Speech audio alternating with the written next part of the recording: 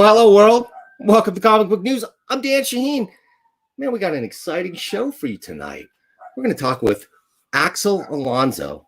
Man, Axel Alonso's done a lot in the world of comics.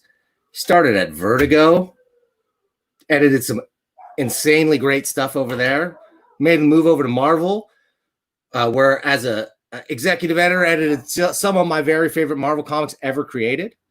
Made the move to editor-in-chief of Marvel Comics. And then moved over to a new venture, AWA Studios. They've got an imprint called Upshot. We're going to be talking about all their comics. We're going to be talking about the past, the present, and the future of Axel Alonso in the comic book industry. So, but first, let's talk. What's going on here? You guys know how it works here. Super chats, right? You can super chat all you want. We're not looking at the chats until the end, right? We've got a dedicated Q&A section where we're going to talk about, we're going to get your questions. So if you've got really great, incredible questions for Axel, just save them till the end, right? You can throw them throughout in the middle of the thing. And if I see an interesting one, maybe I'll put it up. Your super chat does not guarantee it's going to get put up on the broadcast, just that it's going to get pinned in the comments. So, but man, put an interesting comment in and I'm going to put it up. So today, first, a little bit of news. First of all, we've got a new program here. You got a little join. If you're on YouTube, there's a join button down there. We got membership levels. You can get some sponsorships. You'll see more about that at the end of the show. If you watch the opening credits there, you saw all those cards flashing and all those names and sponsors and stuff. Those are some of our amazing sponsors that we've got already. And hey, if you want to be a guest or have your comic book reviewed on Comic Book News, just send an email to cbn@danshahin.com. I will check it out. I read every single email. I will respond to it. I promise, as long as you're nice. And that reminds me, what are the rules here, right? We got rules at Comic Book News. The rules are, hey, don't lie, have fun, be nice. Pretty straightforward, pretty simple. You stick to these rules as a guest or as a member of, as the viewing audience, putting stuff in the comments, and we'll be okay. All right. Without further ado, I want to bring in Axel Alonso. We're going to talk to him about the past, present, and future, and everything in between. So welcome to the show, Axel Alonso. Hey, Axel. Hey, buddy. Hey, great to see you. Thanks for coming to Comic Book News. I appreciate it. Happy to be here. So we got a lot to talk about, man. You've done a lot in comics. You've made a lot of comics that I personally love, like some of my all-time favorite comics. So, but first thing I want to know, though, give us a little secret origin of Axel Alonso. So, how'd you get into comics? What did you do before you got into comics? What led you into this game? What didn't I do? Man, oh man, I was a fisherman. I was a journalist. I was an Alaskan fisherman. I was a journalist. And then I saw an ad in the Times that DC Comics was hiring editors. So I put in my resume. I got an interview with an editor named Lou Stathis, who liked me because he read an article I wrote in a paper that made fun of a guy that stole his girlfriend. So I was very lucky. So essentially, I got a job at Vertigo. And then I quickly realized I wasn't the right editor for doing fantasy and books with a strong quotient of unicorns and goblins. And I made my own. I charted my own path at Vertigo with books like 100 Bullets and Preacher and Human Target and Hellblazer. And the rest is history. Marvel called me in 2000 and I went there. So up until that point, Vertigo had been, of course, famously started by, I guess, the Sandman line and come out of Swamp Thing. By the time you got there, from what I read, you started around Doom Patrol number 80, Animal Man number 73. So you were kind of midstream. It's funny. Yeah, I remember the first comic book I worked on was an Animal Man book by Jamie Delano and Steve Pugh. Yeah. And not long after that, so you started working on Hellblazer, and along came books like Preacher and 100 Bullets, books that were different from the other Vertigo books, and they seem to have a harder edge, more of a crime-oriented, maybe some fantasy in there. Talk about what you tried to bring to Vertigo. Well, I think the thing is that very early on at Vertigo, I realized that as an editor, you should bring something to the projects you work on. And I realized I had nothing to contribute to a book like The Books of Magic or Sandman, because my influences were not fantasy and science fiction. They were hard-boiled crime, horror, thrillers, suspense, and sword and sorcery. Let's just say books with a higher testosterone quotient. So those were the movies and books I read.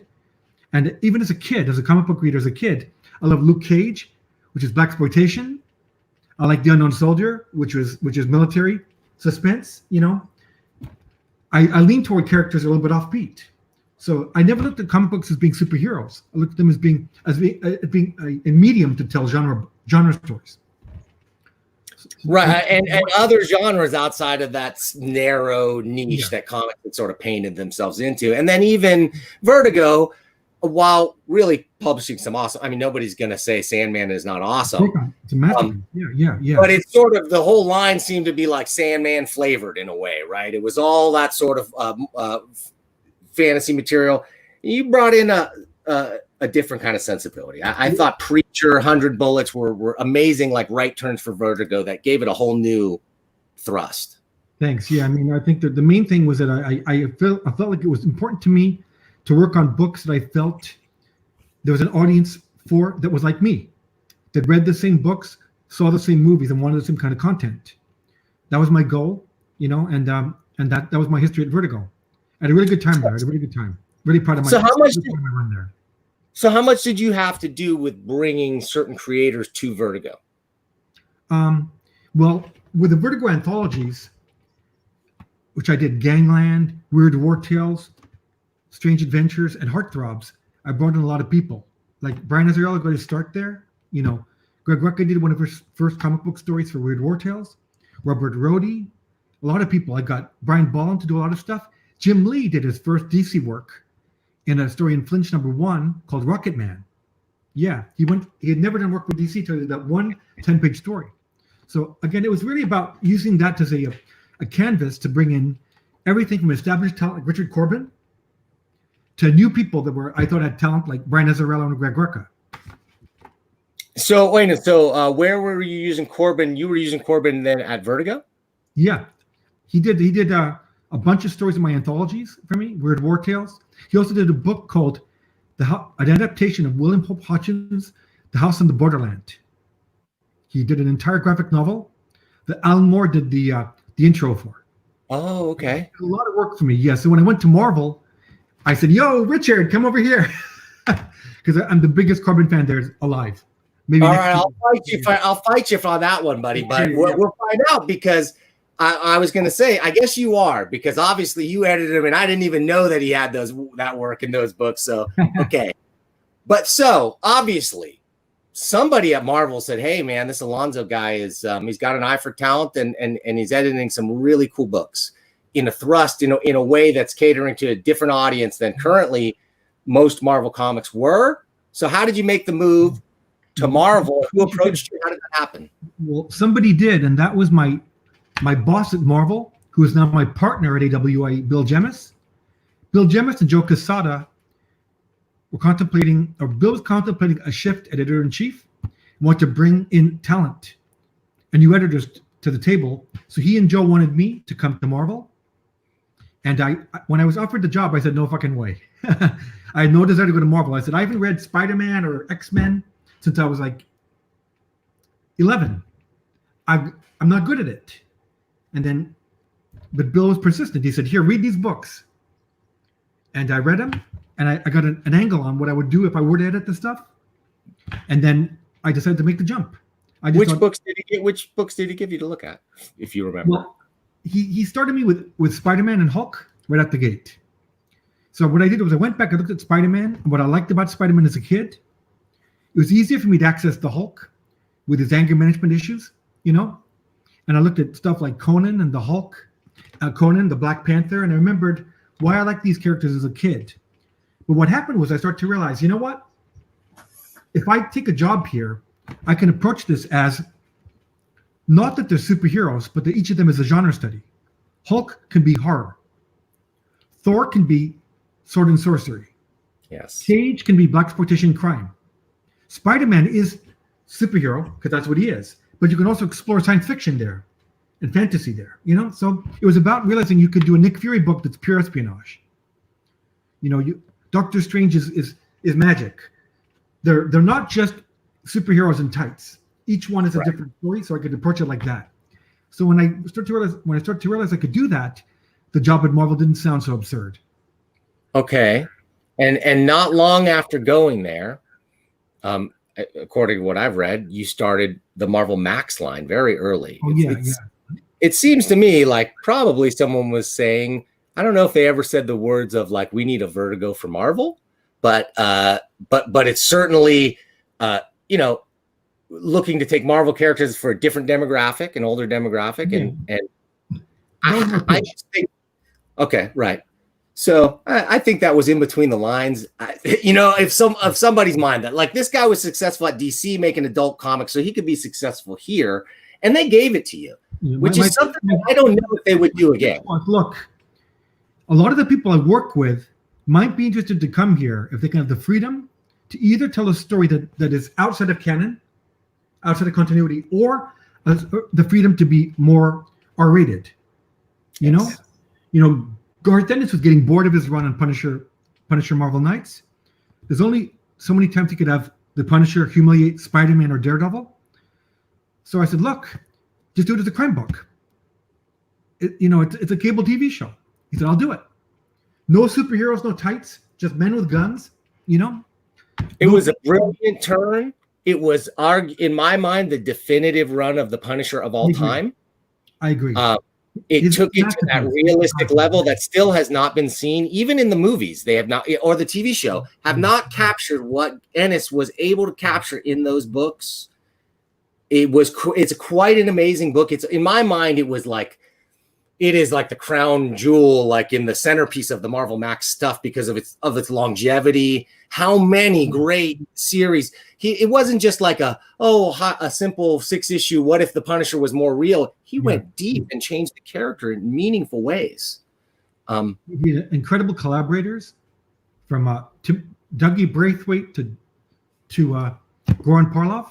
Amazing creators, and he told an epic story. He closed strong, and he realized that the Punisher is a cipher. He's a force of nature. Don't look for his heart. His heart isn't a heart. It's just a muscle that pumps blood to his body. Find heart with other people. It's the people around him you could worry about and care about. They can have the 3 dimensions. But Frank Castle is Frank Castle. He's got a code, but what he's there to do is kill as many people who deserve it as he can before he himself dies. Yeah, I thought it was amazing. And the stuff, I'm not going to spoil it for anybody, but the microchip stuff and where that went was just like such a, just out of nowhere, and just like, I was never expecting that. And, Me neither. Yeah, me neither. Yeah. And Barracuda, one of the best villains of all time. Oh my God. And for him to go from a very critically acclaimed runs on the Punisher before, right, where he had set this sort of semi-comic tone to the Punisher was a half comedy book, right? It was almost dread the way he was writing it. Yeah, it was. It was very arch. Yeah. And then that was where some of the movies went, but I felt like nobody really ever captured the Punisher Max. That's what needs to be really captured on film or somewhere. There's a great Punisher movie or great Punisher TV show, cable TV show to be done at some point. Yeah. If it has a tone of like, there's an excellent movie called Dead Man's Shoes, British movie, which is I would want to do something in that flavor. It's a horror movie about vengeance. It's amazing. The closest that I've seen to Punisher. Garth agreed. Okay. Oh, well, we're gonna have to check that out. Dead Man's Shoes. Okay, so Marvel Max, though, just to go on from Marvel Max, and let's get back to Richard Corbin for a second, because, I just did an interview with Ron Turner, who published some of Richard Corbin's very first comics in Slow Death number. Yeah, I read all those as a kid. Yeah. Right. Fantastic, right? The greatest of all time. So fantastic. And so talk about, man, how do you get that guy and then to team up somebody like that, and then to choose Brian Azzarello, and to take these stories and say, hey, go outside of canon, do what you want, and craft some of the most definitive stories of those characters ever. Talk just a little bit about how those unfolded. We're talking about Banner, Banner and Startling Stories, and Cage in particular. Yeah, Banner started with me realizing that I thought, you know what? if the Hulk picks up a tank and throws it a mile, when it lands, the soldiers don't get out and go, ouch, the soldiers are dead. The reality is that if the Hulk lived in our world, Banner would be a mass murderer. And he would wake up knowing that he just killed, like a bomb, hundreds of thousands of people. Yeah. That his life would be a nightmare. That is the real story of Banner. So I spoke with Brian. He agreed. And I thought, who better than Richard Corbin to draw it? The guy that draws musculature like no one else on earth. Yeah. I called Richard. He was intrigued by the concept. He was, of course, familiar with the Hulk. I think he laughed when I offered it to him, and then he just drew the hell out of it. Yeah. But again, it was really just started with the premise, just questioning the mythology. If Hulk was in the real world, what would really happen? And then the story took shape. It's an awesome book, and while of course Corbin's anatomy and his muscular stuff is great, but like the real moments of pathos of Banner wanting to kill himself, putting the gun in his mouth and unable to kill himself, something you wouldn't see, you didn't see then, you had never seen really in the Hulk. They danced around some of that stuff, never saw it then, haven't seen it since. Still can't get that book. That book's out of print. I don't know that Disney could or would ever publish something like that. Now, what are your thoughts about that? You ought to know. I don't know. I'm not there anymore. Again, it's not my problem. Like I said, I think there's always room for stuff like that. I think mythology is amazing. Marvel mythology is amazing. And it's equally amazing to take that mythology and twist it like taffy and create something new and have some fun. Okay. I love the Hulk. I edited Hulk. I would never have the Hulk do in continuity what he did in Banner because it's not consistent with the character. Banner was an intriguing story because it said, look, if you're Banner and you're responsible for these deaths, you are a mass murderer. Kill yourself. Find a way. Kill yourself before you kill again.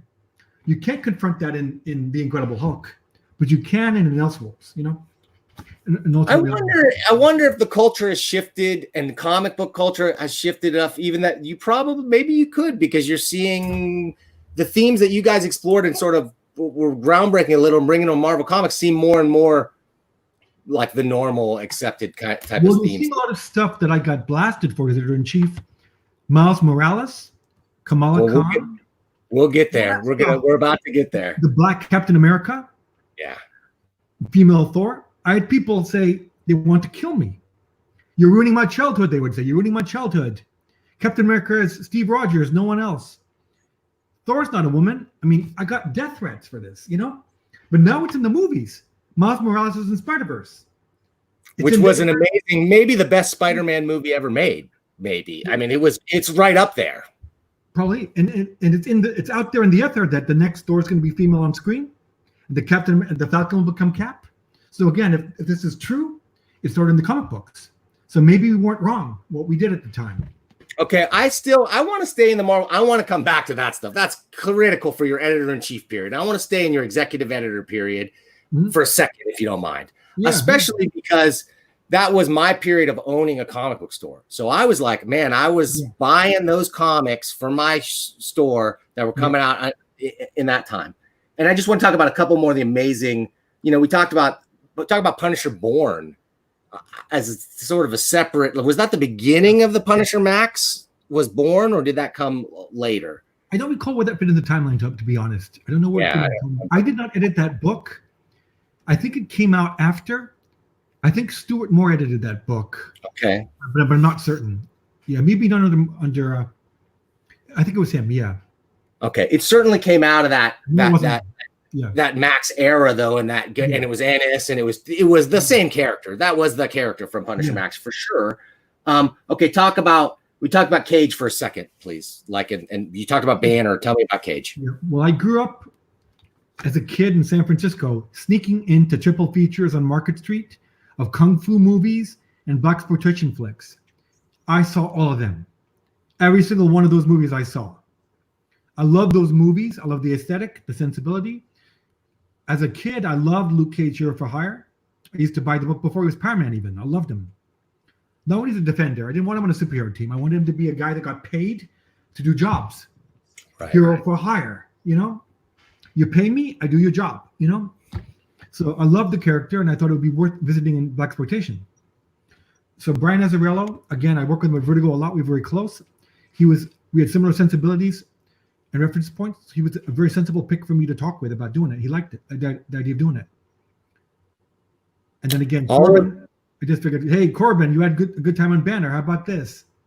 And he nailed it. Amazing book. I mean, the thing that was the most amazing to me about it was the shift of the idea of does Luke Cage, does he even really have any superpowers, or is it just his street cred? Is it his street cred? And we don't even know. That answer is never really answered until like the last second of the book, when it's strictly like resting on his reputation is bulletproof, right? And it was playing with those ideas in a way that only Azzarello can. That was the point. The point was, do you want to find out if it's true or not? You have the guts. Yeah. It was flip on Dirty Harry. Do you feel lucky, punk? Do you feel lucky? Yeah. An amazing book. Okay. Talk about Thor Vikings, if you would, for a second. Another just like a book we're probably never going to see in print again. That wasn't me, but Loki was. Loki, the Startling Stores and the Banner. That was I love the book Grendel by John Gardner, which is the retelling of the Beowulf myth from the perspective of the villain, of the monster. So I thought, let's tell a story about the Thor legend from the point of view of Loki. In this story, Loki is the skinny, nerdy younger brother to the jock brother. Dad is the guy that only loves the older brother.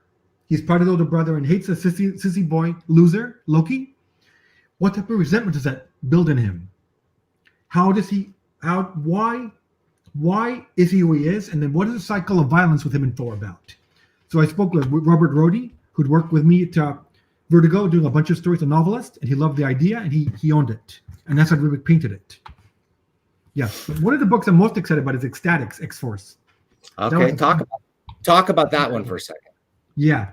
One day, I'd done a good job on Spider-Man and Hulk. So Bill Jemas came up to me and he said, I want you to do an X-Men book. And I said, great idea, only one thing. I never ever read X-Men. He said, what do you mean? I said, I never read X-Men. I don't like the X-Men. He said, well, perfect. Just come up with an idea. So I called Peter Milligan. Peter Milligan was in town from England. I worked with Peter on many things at Vertigo. I said, hey, Peter, I have to do an X-Men book. You want to commit suicide with me? And he said, let's go out for the drink. So Peter and I went out one night. We stayed out all night. I got so drunk, I didn't go home. I stayed home. I stayed out with him and had breakfast because I knew if I went home, I'd be sick. So we talked about X-Men all night long, and we decided we didn't buy the X-Men myth. We said, look, if you're 6'6", gorgeous blonde man with wings, people aren't going to hate you. Some people might, but a lot of people are going to love you. Some people are going to want to be you. Some people are going to fuck you. Some people are going to want to pay you money to endorse their product. So I said, how about we make a team of mutants like that? Peter said, I can do that. So we came up with the X-Force team, who were a bunch of sellouts. They were mutants that sold. They cashed in on their abilities and their fame. They were the predecessors to reality TV, you know? So we did a book. We introduced a team. We introduced the lead hero, our Cyclops, a guy named Zeitgeist. Yeah, you fell in love with in the first issue. You fall in love with him. He's the guy. He's the team leader. And we killed him on the last page of the issue. We killed most of the team. They're all dead. New team. We need reinforcements. Yeah. The Comics Code dropped us because of the violence in the book. And also because there was a scene in which one of the guys was in a hot tub with two women. It was a menage a trois. And they didn't want to publish it. So we left the Comics Code over it. We said, Marvel left the Comics Code. Bill Jemas organized a meeting, and we ditched the Comics Code right then and there. So there's a little bit of history. You know? Which, frankly, antiquated albatross around the neck of comics for how many decades, you know? So it was restrictive, yes. In silly ways, in really lame ways, and honestly, even in that period, I didn't even realize that period. So your comics are going to like this committee somewhere that decides whether the stamp is going to go on every single issue of every comic. That is, in retrospect, it seems silly, but at the time, it was very controversial that we did that. Sure. Sure. I remember the meeting we had with the Comics Code to say we were going to leave. It was very heated, and it was very controversial. We took a lot of flack for it when we did. On the cover of X-Force 116, the first issue we put what the Comics Code said, it said, "Hey kids, look, no code," which is a little bit arrogant, but you know. And I don't know.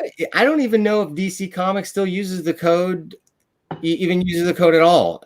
I know Marvel does. I think it's Archie's. It's like in Archie and maybe a couple other things, and that's it. Yeah, I think they left the code later, somewhere down the road, but I'm not certain. Okay. All right. So, okay. Marvel Max, you can tell I love that stuff. Oh, Strange Tales Max and the anthologies and the panoply of independent creators that you brought in. Some of my favorite creators like Peter Bagg, Kevin Dorkin was probably in it. Just like a who's who of names, but not of mainstream comics, names you would never see in a Marvel comic. So talk about how those came together. I mean, the thing is that, you know, I'm a big fan of the independent comic books. I read mostly independent comic books in my spare time. I'm a huge fan of Daniel Clowes, Adrian Tomine, David Lapham. Go down the list. You know, I love so many of the best comic books of the last 25 years were independently produced comic books, and that remains the way to this day. That's the case. They're independent. So again, I was a big fan of Peter Bagg, so I figured, what the fuck? I'll give it a shot. Hey, Peter, you want to do a twist on a Marvel character? And he did the Megalomaniacal Spider-Man, which is an homage to Steve Ditko. You probably know that already, based on your shirt. Yeah. It was very much an homage to Steve Ditko, and then he did The Incorrigible Hulk as well. Yeah, I mean, it was an exploration of Ayn Rand and objectivism and J. Jonah Jameson and Spider-Man as a bastard. Amazing story. The startling story, the Incorrigible Hulk one, just equally fun and crazy, and like nothing else, like nothing that ever would have been published. Certainly not as its own thing. Maybe like a backup single strip somewhere. But man, that was. Did you have to fight to get that stuff done, or did you just have that kind of creative carte blanche during that period? Well,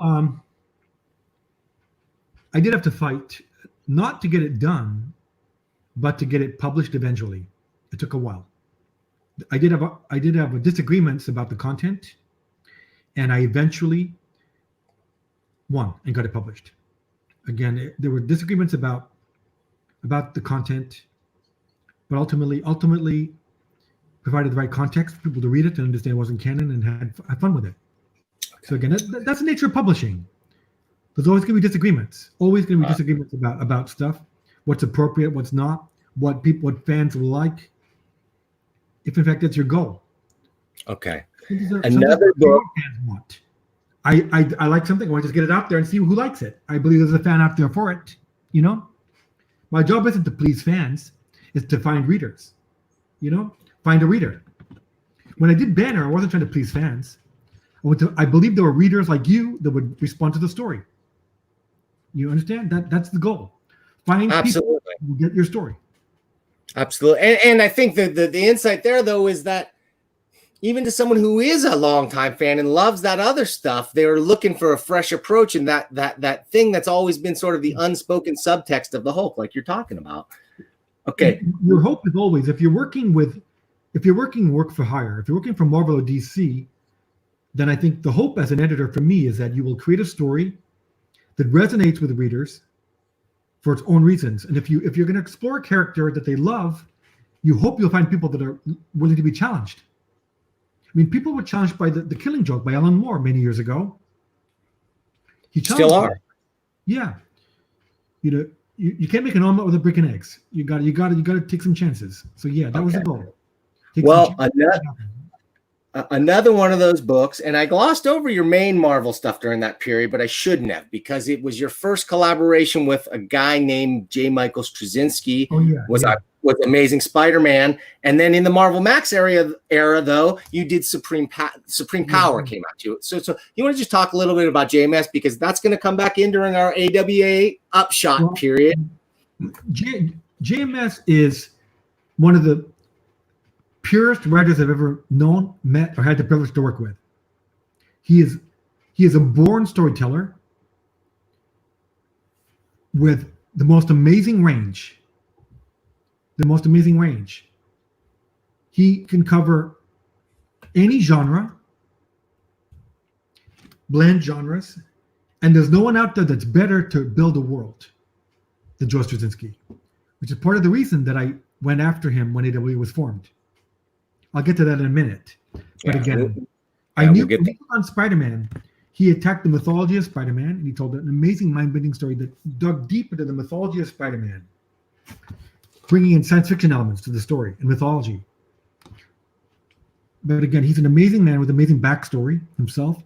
Read his book, Becoming Superman, his biography, his autobiography, most amazing book, most amazing story of perseverance, what this man has survived to live today, to live, let alone be a creator. It's an amazing tale of triumph. So I think his first work for Marvel was coming in on Amazing Spider-Man with you as the editor, right? Yeah. So, and a run that was not without controversy, to say the least. Yeah. So just give me a little bit on the JMS bringing him in, and a little bit about that.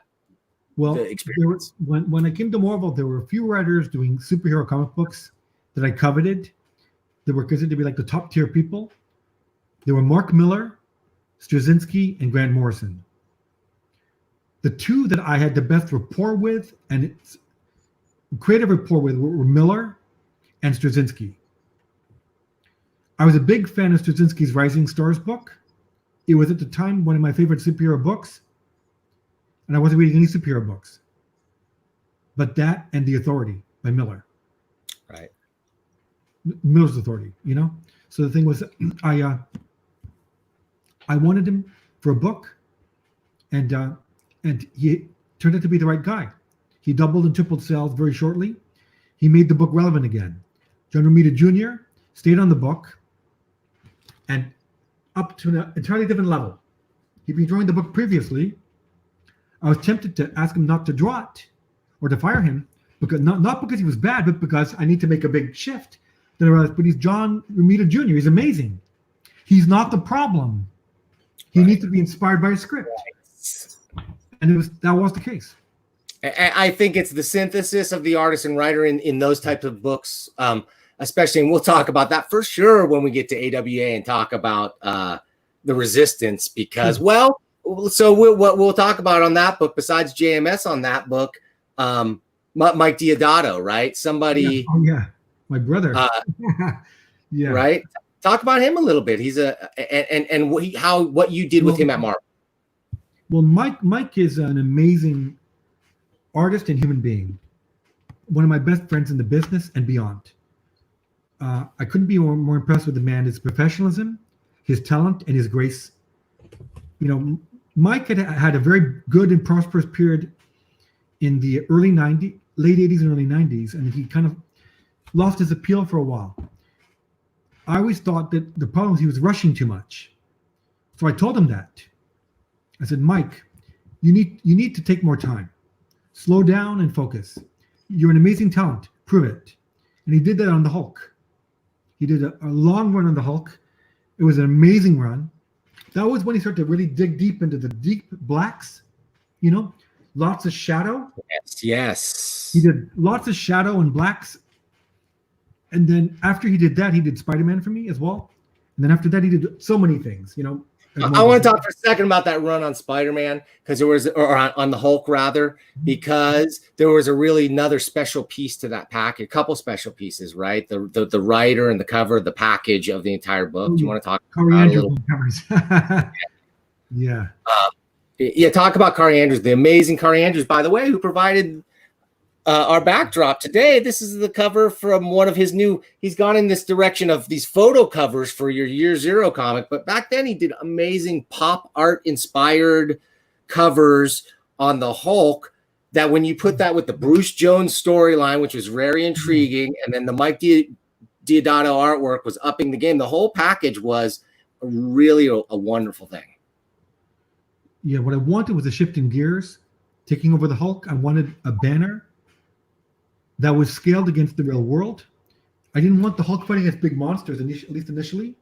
And we did little things like, if I'm Banner and I'm on the run from people, and I got a healthy head of hair and I'm clean shaven, what am I going to do? I'm going to shave my head and grow a beard. You know, I'm going to put contact lenses in so people can recognize me. The first thing I do is to make myself unrecognizable, which gave us the nice sight gag we got early on in the run when the Hulk, Banner turned into Hulk and you saw the Hulk bald. You know, people freaked out. But that's what happened. If Banner has no hair, Hulk's got no hair, right? If Banner's got a handlebar mustache, so does Hulk. We need that. We need to see Pringles Man Hulk for sure. Okay, great. So those lines, those brought you, you came into contact with even more creators, more amazing creators during your time at Marvel, and built up this relationship. You brought in guys like Frank Cho to Marvel. Oh, yeah. Talk about that. Yeah, I mean, Frank was an amazing illustrator. So was Liberty Meadows. And I said to Frank, listen, you were put on Earth to draw amazing women. The thing about Frank is his women are very, very beautiful, very sensual, but also they're whip smart. It's not pornographic. There's something super intelligent about them. The characters, they're fully realized people, right? And they kick your ass, but they're amazing. So I called him up and I said, you got to do something for Marvel. So I dug up Shannon the She-Devil. I said, how about you do a Jungle Girl comic book? He said, oh, okay. He did it, and the rest was history. He blew it out of the park. It was amazing. We couldn't believe the sales. He went on to do superheroes, but it was never in his heart. His heart is in certain things. Luckily, I'm getting him to bring his heart to Fight Girls in the books he's doing for us. Right. Frank is not a mainstream guy. He's got his own sensibility, his own world. He builds his own worlds, which is what he's doing for us with Fight Girls. Great. Well, we'll talk about that, the AWA books in a second. So, okay, now let's get into it here, Axel. All right. We got out of that salad years. Now, some mark that year when you became editor-in-chief, 2011. It was like a really bad moment in the comics industry because, well, we went into editor-in-chief, but I left the comics industry. I sold my store, so it's almost like a dark era for the entire industry during that time. And I feel like I cast a bad spell over some of the things that might have happened. So let's talk a little bit about your run. It was definitely not without controversy. Dive right into it and just tell us what you want to say about your run as editor-in-chief of Marvel Comics. I went through a run which we went through some of our most prosperous years in publishing. I introduced diversity. I pushed for diversity within the titles, representation, which resulted in things like a Black Captain America, Miles Morales Spider-Man, female Thor, Jane Foster, which was sold well and created a lot of excitement in the industry. But also I had people that weren't too happy about that. When we announced Miles Morales, I think it was Sean Hannity on Fox News said that Axel Alonso called Michelle Obama, or Michelle Obama called him and asked him to do it. I said, Michelle Obama has no idea who I am. What are you talking about? What world is Michelle Obama calling the editor-in-chief of Marvel comic books? It makes no sense. So there was controversy around it. A lot of people would say, you're ruining my childhood. Spider-Man is white, they would say. They'd say, Captain America is Steve Rogers, and that's that. A lot of the comments were tinged with racism. Some people were just very territorial about continuity. So there was a wide range of arguments being sent my way. But a lot of people were angry about Miles Morales. I got death threats from Miles Morales, And now it's kind of vindicating because you turn around and you see Miles Morales in the Spider-Verse movie, which is one of the best Spider-Man movies ever. For sure. It's in the air that somewhere down the road, Jane Foster is going to be Thor in the movies. There'll be a Black Captain America. Sam Wilson will be Captain America. It's already out there in the rumor mill. Whether it's true or not, I can't say. But the thing is, like, look, I like to think that the moves we made were influential in that regard. Okay, so there was a lot of hubbub about this diversity angle, and a lot of criticisms came. There was stuff said by David Gabriel, the vice president of sales at Marvel Comics, who, in my opinion, sort of threw comic book retailers under the bus by saying that, he had heard from some retailers that they didn't like all this diversity jazz, so that was a problem. And those comments got kind of walked back a little bit. But do you feel like the pushback that you were hearing was about diversity per se, or was it the fact that you changed so many of the very recognizable characters all at the same time during a time when public awareness of the more original versions of the characters, if you will, were so prominent in the public's mind. There was a line of criticism along that lines that I never heard put to you or that you responded to. So how do you feel about that? I can't speak to anything David Gabriel said or didn't say to retailers. I had no communication with retailers at the time. My job as editor-in-chief was to create a publishing line that was dynamic and exciting and sold. And it was doing that. You know, there was a downturn, industry-wide downturn that affected a lot of things, you know, that coincided with a lot of things, the election and all the rest. So again, I took more heat during that time. But again, the sales of the Captain America sales with Sam Wilson were the same as Captain America before. The sales with female Thor were better than before. Miles Morales always sold well.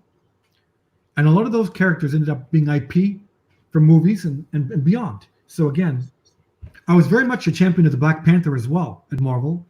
Reginald Hudlin wrote Black Panther for 6 years, you know, when I was the editor-in-chief, or when I was an editor. Ta-Nehisi Coates came on later on, was editor-in-chief. So again, the thing is that it was always a priority to me to make the Black Panther a big character, the character he deserved to be, teeing up the movie and stuff like that. So again, you know, the thing is that criticism and praise always becomes a blur because it depends on when it comes and when it's coming from. Something said on day 1 is different than said on day 5. So I can't comment on an individual criticism. What I can say is that I'm proud of my record and what I did. And I'm proud of my, you know, again, I'm proud of my run as editor-in-chief. And, you know, I'm happy I'm not editor-in-chief anymore, but I'm proud of my run there and I had a good time there. And every day, when I hear from people that it was important to them to see a Spider-Man with a black face, to see themselves represented, it's important. My wife is Korean.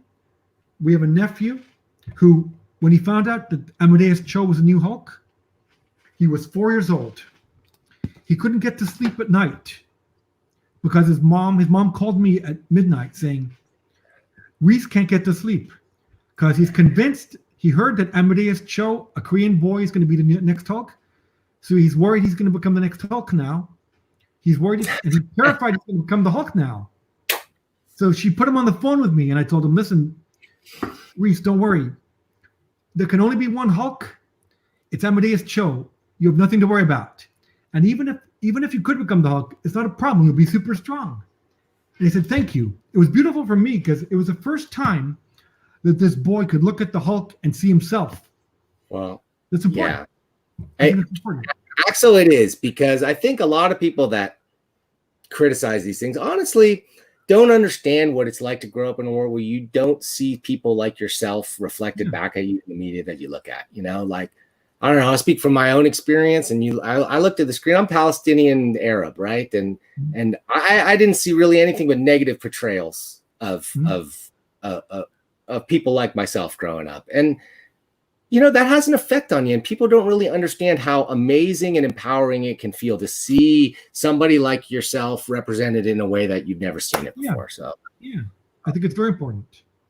You know, I myself, I'm Hispanic, and all the Spanish superheroes are lame. They're all lame. Luckily, I'm going to fix that. I've got Al Madrigal of The Dale Show. Sure, yeah. The special Latino correspondent for The Daily Show, an actor. And instead of comedian, has got a great book for me called Primos, which are the first great Mexican superheroes. Quote me on that. They're amazing. And they're totally Mexican. All right, well, let's start talking about AWA. All right, so we talked about the past. We're not going to talk about the end of your tenure at Marvel Comics. That's been talked about a lot. We don't need to go into specific details about that, other than the torch was passed to CB Cebulski. Any thoughts on that, on what you've seen since then, and where Marvel has gone in the time since? I don't want to comment on Marvel now. It's in my rearview mirror. Yeah, you know. Yeah, that's fair. I moved on. I'm happy where I am. I wish them the best. You know. Fair enough. All right. Well, we're done with the past. Yeah. Let's. Oh, wait a minute. I'm sorry. I got one more semi-controversial moment, and this may be one that you didn't even hear of before or haven't thought of for a long time. I had somebody reach out to me out of the blue to say, hey, Darwin Cook. There was a Darwin Cook incident. And I looked that up a little bit. Darwin Cook dumped a drink on your head. all I'll say is he dumped a drink on my head. He threw a beer on my chest, and I don't want to talk about Darwin out of respect for the dead. Okay, that's reasonable. So I'm going to thank you for that. So we had a line of questioning sort of about that, but we're not going to go into that right now, like you said. So let's move forward. Let's go talk about AWA and Upshot. So first of all, explain to me what is Upshot. I got confused. I put AWA in all my stuff, and then I realized we're only talking about Upshot books here today. Tell me what's AWA and what's Upshot, and just give me AWA is the larger corporation. It's a larger company because we intend to have a number of imprints under it and business functions. Upshot is the forward-facing comic book line.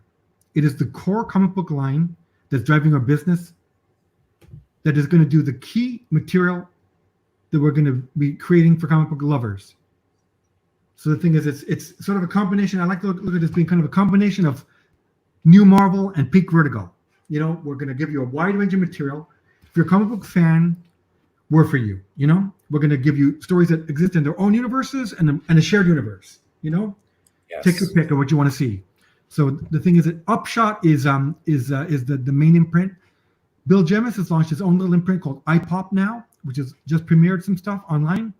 That's going to have a different sensibility and brand, and that will be purely his vision and what he wants to do, whereas Upshot is mine.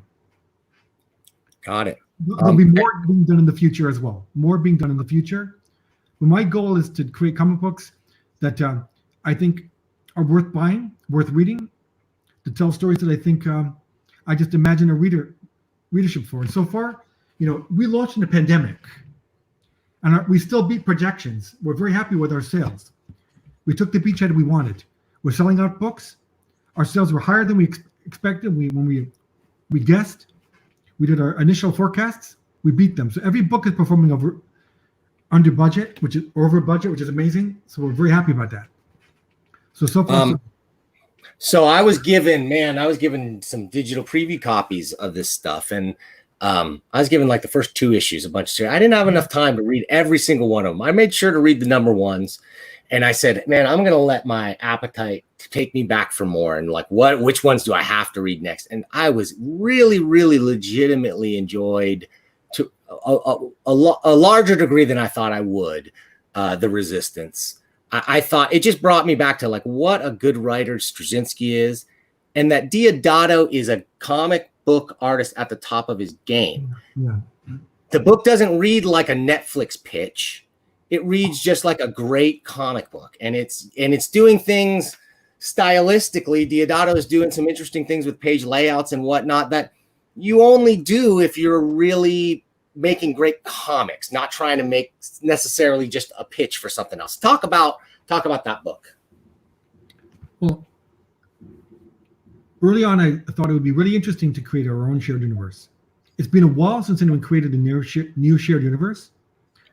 The DC superheroes were created in the 40s and 50s. They're very much analogous to cops. The Marvel superheroes are created in the 60s and 70s for the most part, with a couple in the 80s maybe. And they're analogous to counterculture, you know? But since then, there hasn't been a significant superhero universe. So I thought there's a challenge there. Let's create one. Now, the only problem is you've got to create one with meaning.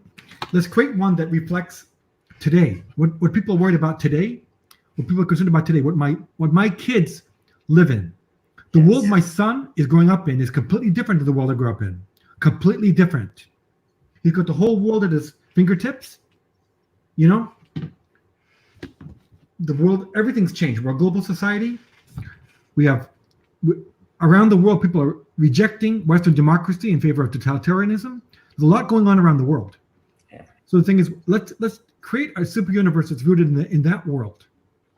That kids now deserve to have their own world, not heroes that are created before they were born, you know, but heroes that are created now. So I laugh about this because Straczynski has no idea how terrified I was when I went to his mansion in LA. I flew out to LA to go see him. It was all or nothing. I really wanted him. I said, Joe, I really want to create a shared universe.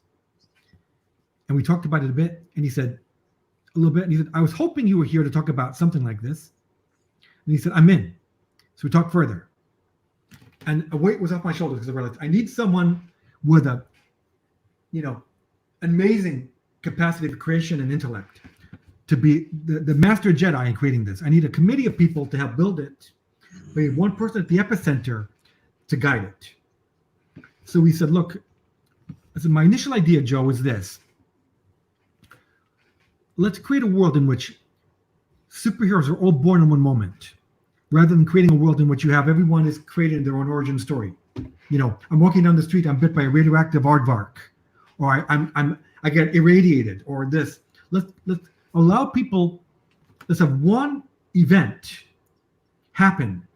I said, I'm thinking it might be a cool idea if it's a tragedy, because if our heroes are born in tragedy, then they'll have a lot to contend with, to wrestle with.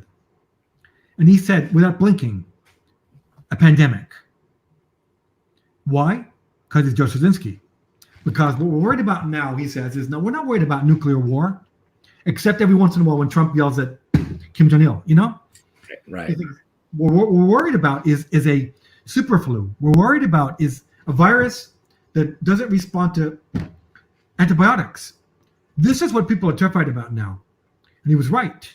So he started writing. Did everyone look around the room and go, what? What do you mean? Who's worried about that, Joe? No, he was totally right. Totally right. What's we worried about?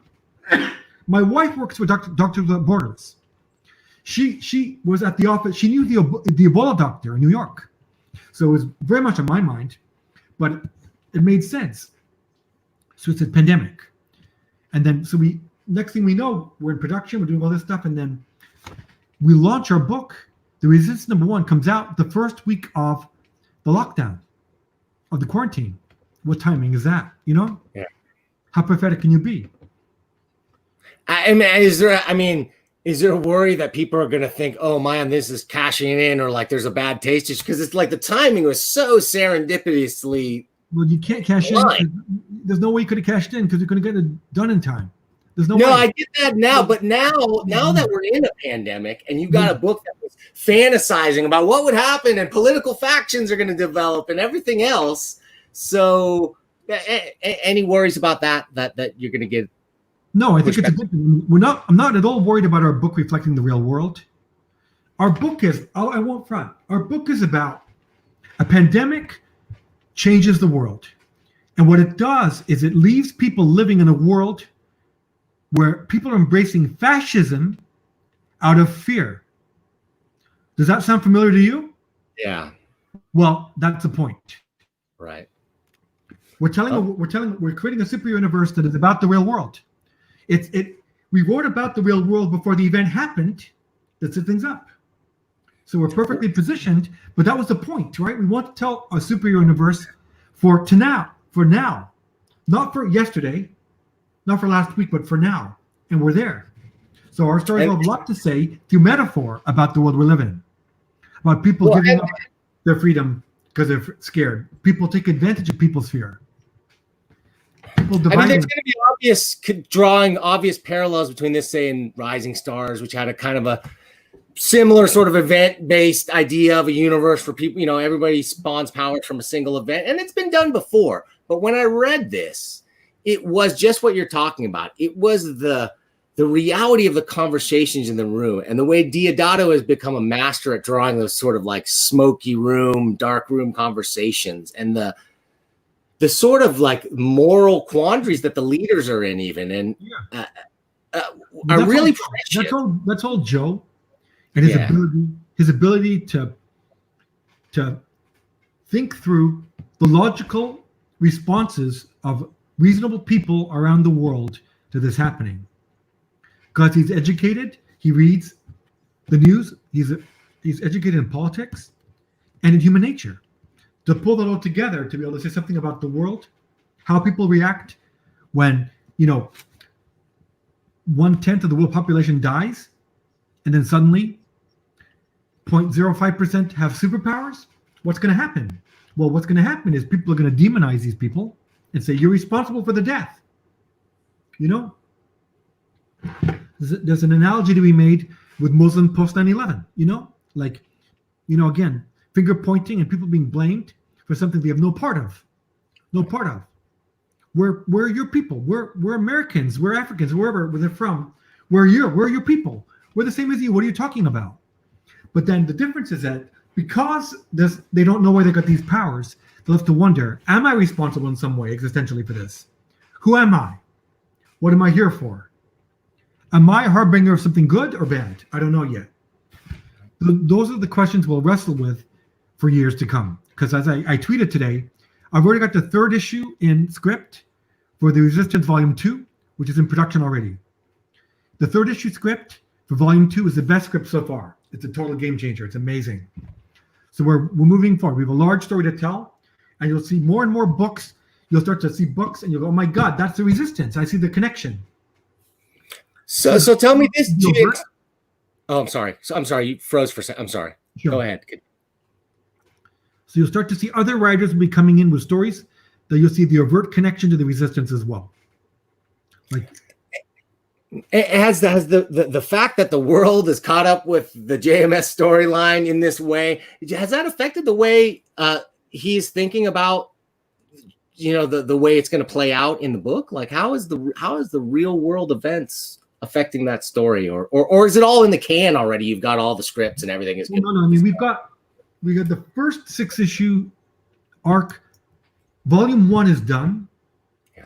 Volume 2 is halfway written, and 1 issue is drawn. We'll talk about that more down the road, but it's underway. There'll be more arcs to come, but I imagine that he'll probably continue to take notes on what's happening around the world, and update the story in his mind as he moves forward. Because that's what I would do. Just keep informed and stay abreast of developments in the world to figure out what you want the next move to be. Always be ready to change your story. Always be ready to change your story based on what you see happening in the world. But it's a sprawling story. As I said, other writers telling stories set in the Resistance world as well. Tons of them. Some of them you will sneak up on you. You won't see the connection until later. And others you'll see right away. Oh my God. I see this is born. I see the connection, So we'll have a lot of fun with that as well. Different people from around the world that have got these powers. They got it from this event, dealing with the problems in a unique way. Well, I just want to say the creative team in those type of things, anybody can pitch a high concept like that, and it's going to rise and fall on the talent and the team and the execution there. And I just want to say, I read it. I really enjoyed it. We know Straczynski has a track record for being able to write good comics and write big sagas and sort of bring them all together. So I think this is one that you'll see comics fans embrace, and retailers will see this and know this is something they can sell. The thing to understand is that Straczynski takes a tremendous pay cut to write comic books. Right. He writes comic books because he loves comic books. If he wanted a Netflix show, he just writes a Netflix show. He wants a comic book because he believes that this medium is unique to tell certain kinds of stories very quickly, to get out there and change lives. Because Superman, if you read his book, Becoming Superman, his autobiography, Superman saved his life. Had literally saved his life. There were many times when Joe Straczynski almost died at the hands of his own parents. And he survived because he had a hero in Superman that he aspired to. So comic books are a very important part of his life. They kept him alive. So he feels like he's given back to comic books. If he can write one comic book that changes a kid's life, like Superman changed his life, he'll have succeeded. So that's why he's doing this right now. And I'm sure he enjoys what's probably greater creative control over the final product than you probably get in TV or Hollywood. It's immediate. It's immediate. Yeah. You see it happen quickly. You write Sense8 with the Wachowski brothers. It's years before you see anyone that gets into production. Here he writes a script, and a year and a half later, it's out in the middle of a pandemic. So let's shift into year 0. I want to talk about this real quick. This is what we're looking at here in the background. This is a photo kind of composed cover by the great Kari Andrews, who we talked about a little bit earlier. Talk about this book and the package, and I read it, and I'll give you my thoughts in a second, but tell us what to think about this, or what you think. Okay, well, anybody that knows me knows I'm a zombaholic. I'm the biggest zombie fan ever. I've seen every zombie movie known to man. I love the genre. And when I came to AWA and I was thinking of books to do, one of the books that I thought would be fun to do is to do a book about the zombie apocalypse that took a globe-spanning view. Let's not just tell the stories of Americans walking around, trying to stay alive. Let's tell the stories about people from all over the world. How they processed it through their culture, through their religion. What do they do? So Ben Percy was a writer who worked with me at Marvel on the Wolverine podcast that I loved, and I read his books. So he was one of the first people I called when I formed the company, because back when I was editor-in-chief, I couldn't get him arrested at Marvel. I was writing a lot for Marvel, but again, I reached out to him, and he was very intrigued by the prospect of doing the book. So we discussed it, and he came up with the idea of telling 5 stories from around the world. A Mexican street urchin, a kid on the run, homeless, a Yakuza assassin, an Afghan woman serving as a translator for the U.S. military in Afghanistan, an incel, a guy who's never been laid in his basement, who's been preparing for the zombie apocalypse his whole life. It finally happened, and now he's blossoming like a flower. It's the best thing that ever happened to him. Let's tell their stories. 5 very different stories, 5 very different people coming to terms with the fact that the world changed. The world as they know it is done. The dead are walking. What does this mean if you're an atheist? What does it mean if you're Muslim? What does it mean if you're Buddhist? What does it mean if you're Christian? What do you do? You're Catholic boy in the streets of Mexico. The dead are walking. What do you think has happened? What do you think God is doing? So we want to tell that story. So this is not The Walking Dead. Yes. This is a global look, and it's very much a character-based story where each issue combines several stories that all dovetail together and braid together to tell one larger story. I'm very proud of it. We're already on the second season of that as well. Well, and what you've left out, I think, is a little bit is the sort of historical roots of the problem, right? Hence the Year Zero title, and I don't want to give it away. Sure. Every issue of Year Zero has an epilogue section that is an annal from history that shows a moment in history that you thought you understood, that you didn't, because what it really was it was early evidence of the zombie outbreak. This is not the first time the zombie outbreak almost happened. Yes. It happened before, just you didn't know. This is how they covered it up. This is how they explained it away. And so you'll see instances in history of when the zombie apocalypse almost happened. It's a brilliant little epilogue in each issue. And the best one is in the last issue. It's going to be controversial as hell. Okay. Well, I read it, and I said, I've not read much from this Percy guy. And I read it, and there was one of those historical sections, and I went, oh, man, they used a term in there. And I go, man, that is an anachronism. There's no way they were using that term in the 15th century. I'm going to go Wikipedia that, and I'm going to nail Percy. And, man, I looked it up, and it was like, oh, that phrase came into terms in the late 14th century. Like, he obviously did the research. And it worked historically and contextually, and I really enjoyed that. I'm happy to hear that. Yeah, Percy, boy, I love him. Yeah, he's an amazing writer. Tell me about Kari Andrews and the photo cover thing. This is like, I know he's done a couple of photo covers. I remember there were some Hulk photo cover. It's not photo cover. It's like it's rendered. Yeah, it's a different approach. It's mixed media is what it is. Media. Okay. But yeah, well, the covers. I knew early on I wanted the covers to be different. I didn't want zombies on the cover. I wanted covers that were beautiful, that snuck up on you. You would take it in, you get a picture in your brain, and then one detail would be like a record skip. Cover 1, you see this beautiful pastoral setting, a beautiful little Winnebago parked on a delta. But as you look closer and closer and closer, you see there's a gun turret on the Winnebago, and scrawled in blood the words "zombie killer." Oh, you mean this? Oh, there you go. Well done.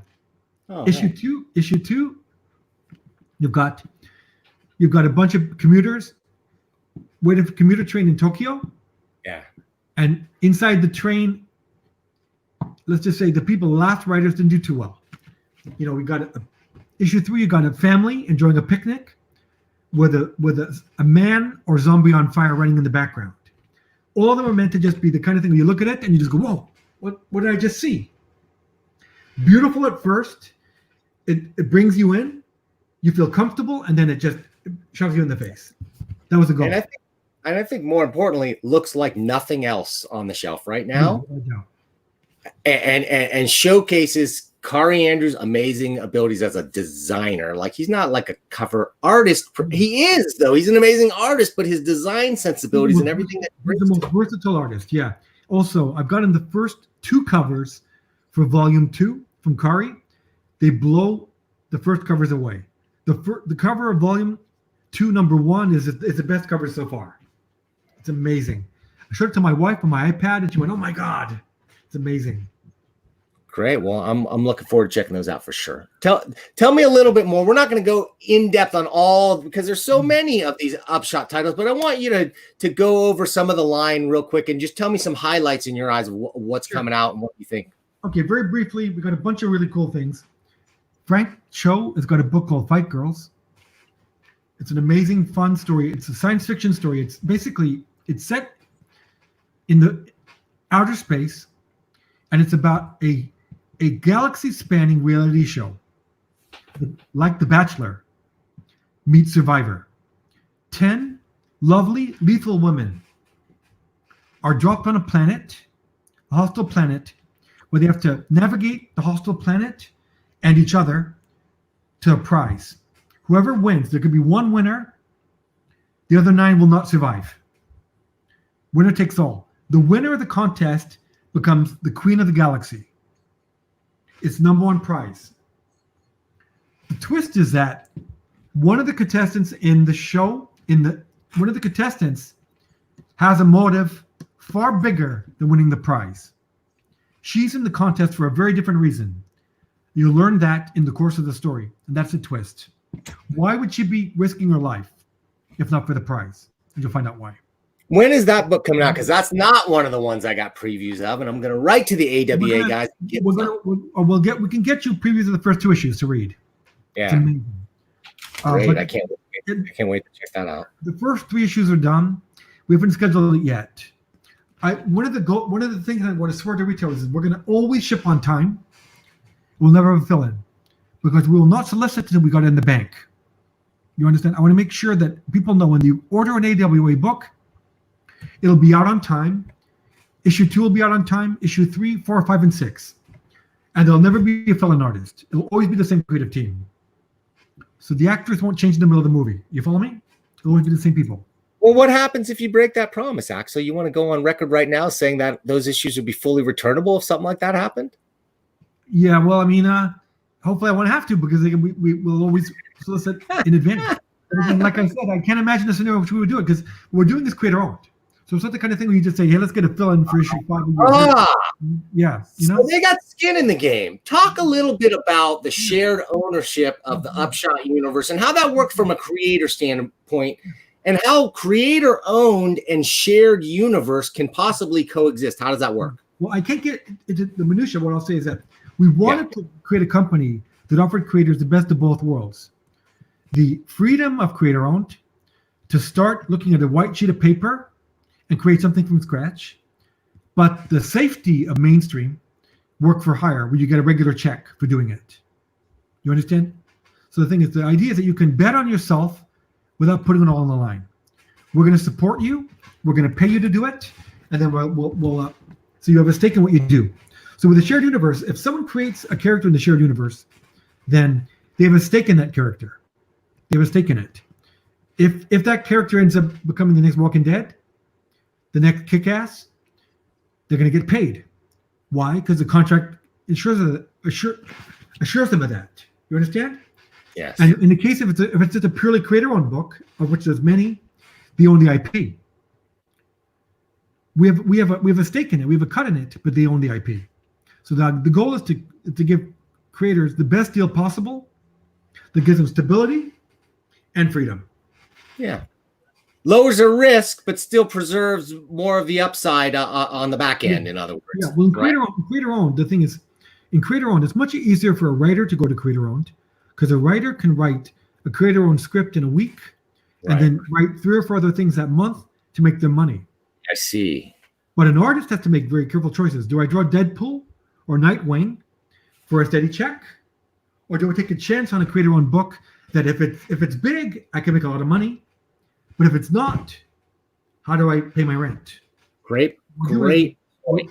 So we've made it such that a person can take a jump to creator-owned, knowing that they're going to have the stability of the check. It'll come. You're getting paid, and you own it, or you have a stake in what you create.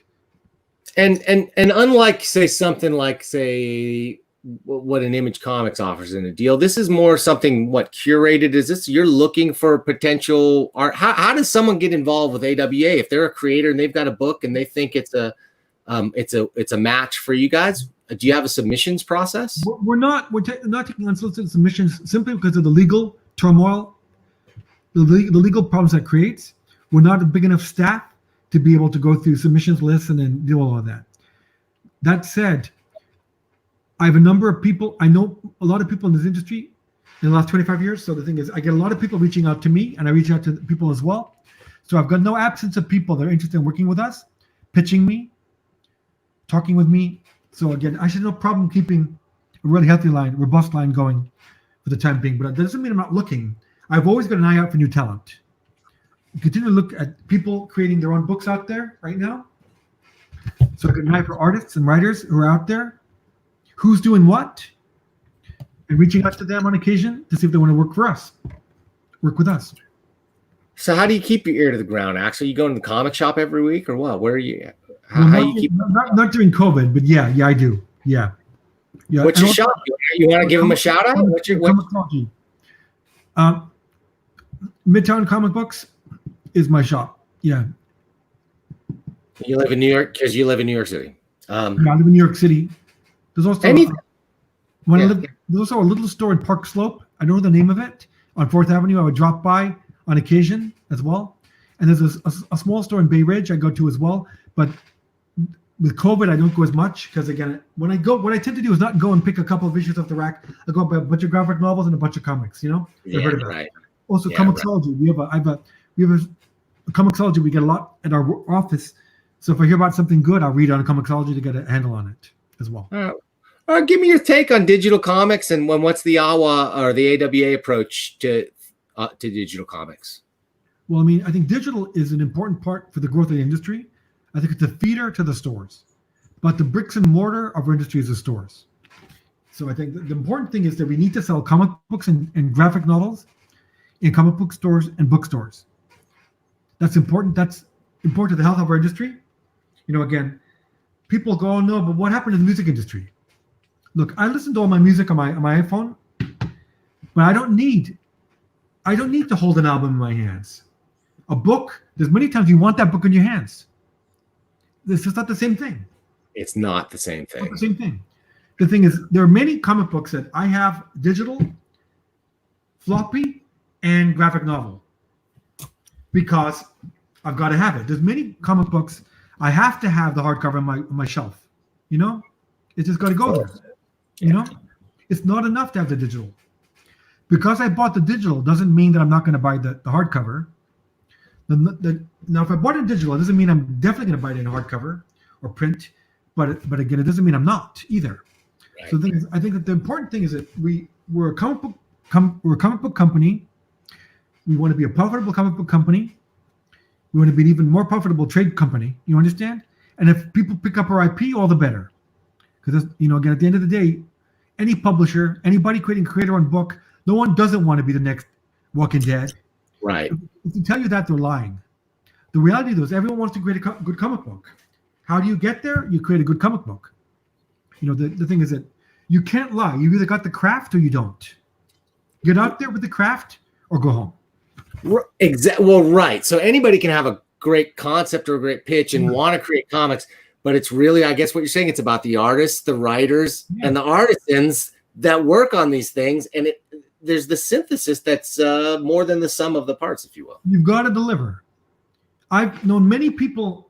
I've met a lot of people as an editor who have an amazing pitch. They write a pitch in one page that makes you laugh and cry and see the world through new eyes. But then they get around to writing a script and it's god awful.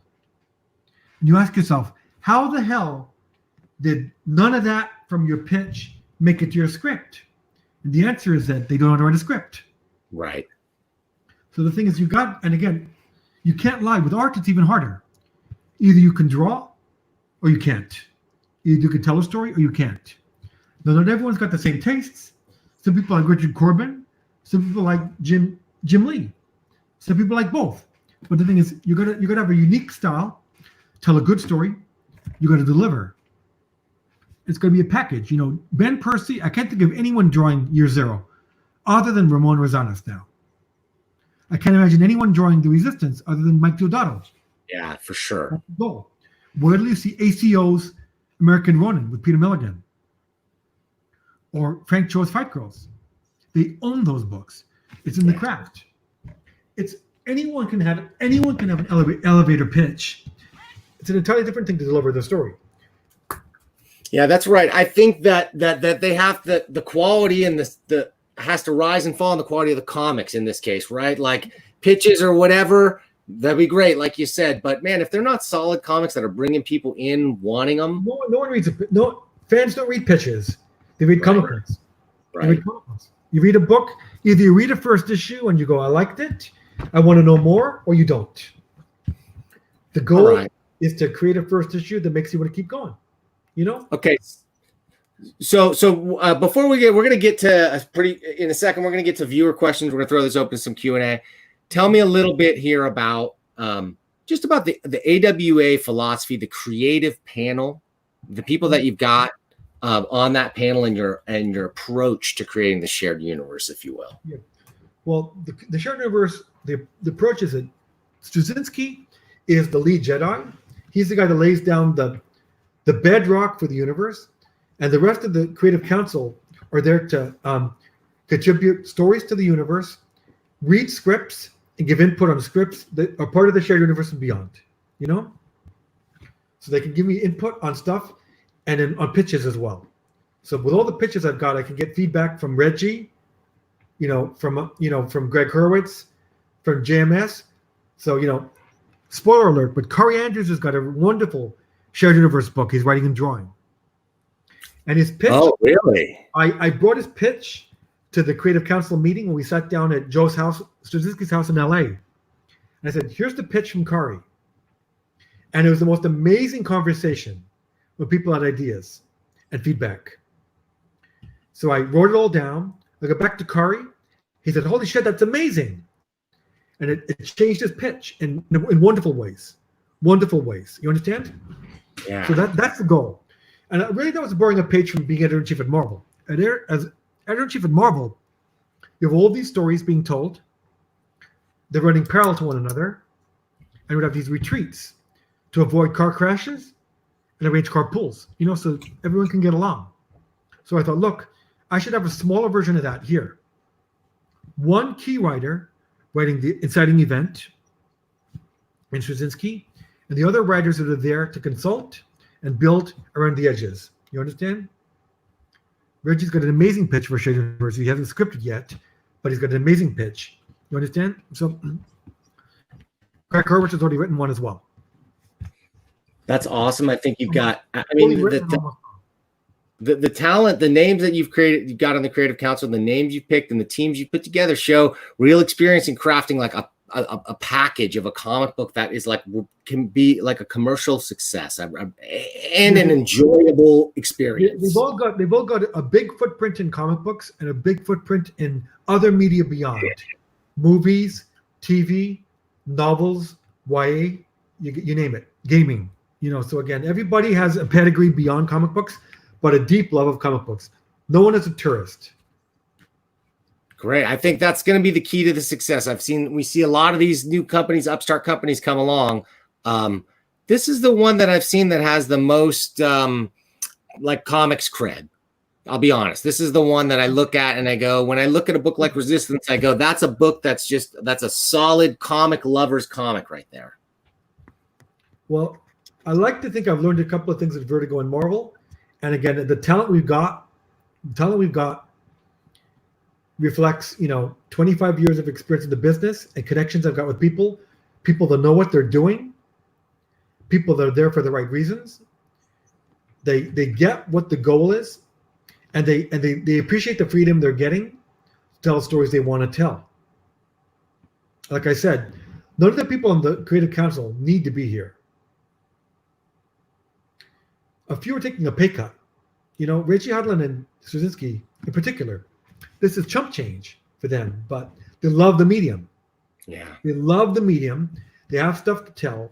And the idea of being a part of this, whether they're telling a story that's in its own universe, creator-owned, or part of the shared universe, is just too big to ignore. Great. I think the talent selection. I want to plug one more book. Yes. Big book coming out in August. Krista Faust, an amazing crime novelist, is joined by Mike Deodato on a book called Bad Mother. Bad Mother is, what if you took a soccer mom and fused her with the Punisher? You had a bad mother.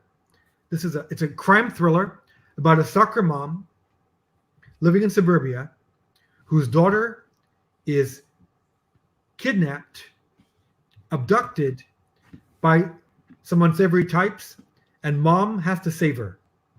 How does this woman with no military background or martial arts training or superpowers find a way to find her daughter and save her? She has to channel her inner Walter White. Our tagline is Baking Bad for a reason. She's ingenious. She goes about outthinking the gangsters and getting her daughter. It's an amazing story. Mike Deodato read the script.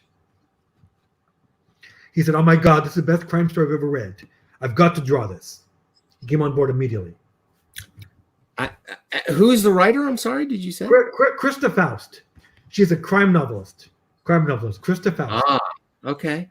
Great. I wish I had got a copy of that too, man. I'm going back to the AWA folks and saying I need some more PDFs. Go back. I can get you PDFs of the first couple of issues right away. Issues 1, it's all done. Issues 1 through 5 are done. Yeah. Issues 4 and 5 are getting compiled now. Okay, great. I did look at a few more books. I looked at I looked at Archangel, Archangel 8, and I don't have my notes right in front of me right now. All books that tell Old Haunts, Devil's Highway. Yeah, those are the ones. Those are the ones. All books that I read all the number 1s, and I'm definitely going back to read the number 2s as soon as I got any kind of time in my crazy schedule.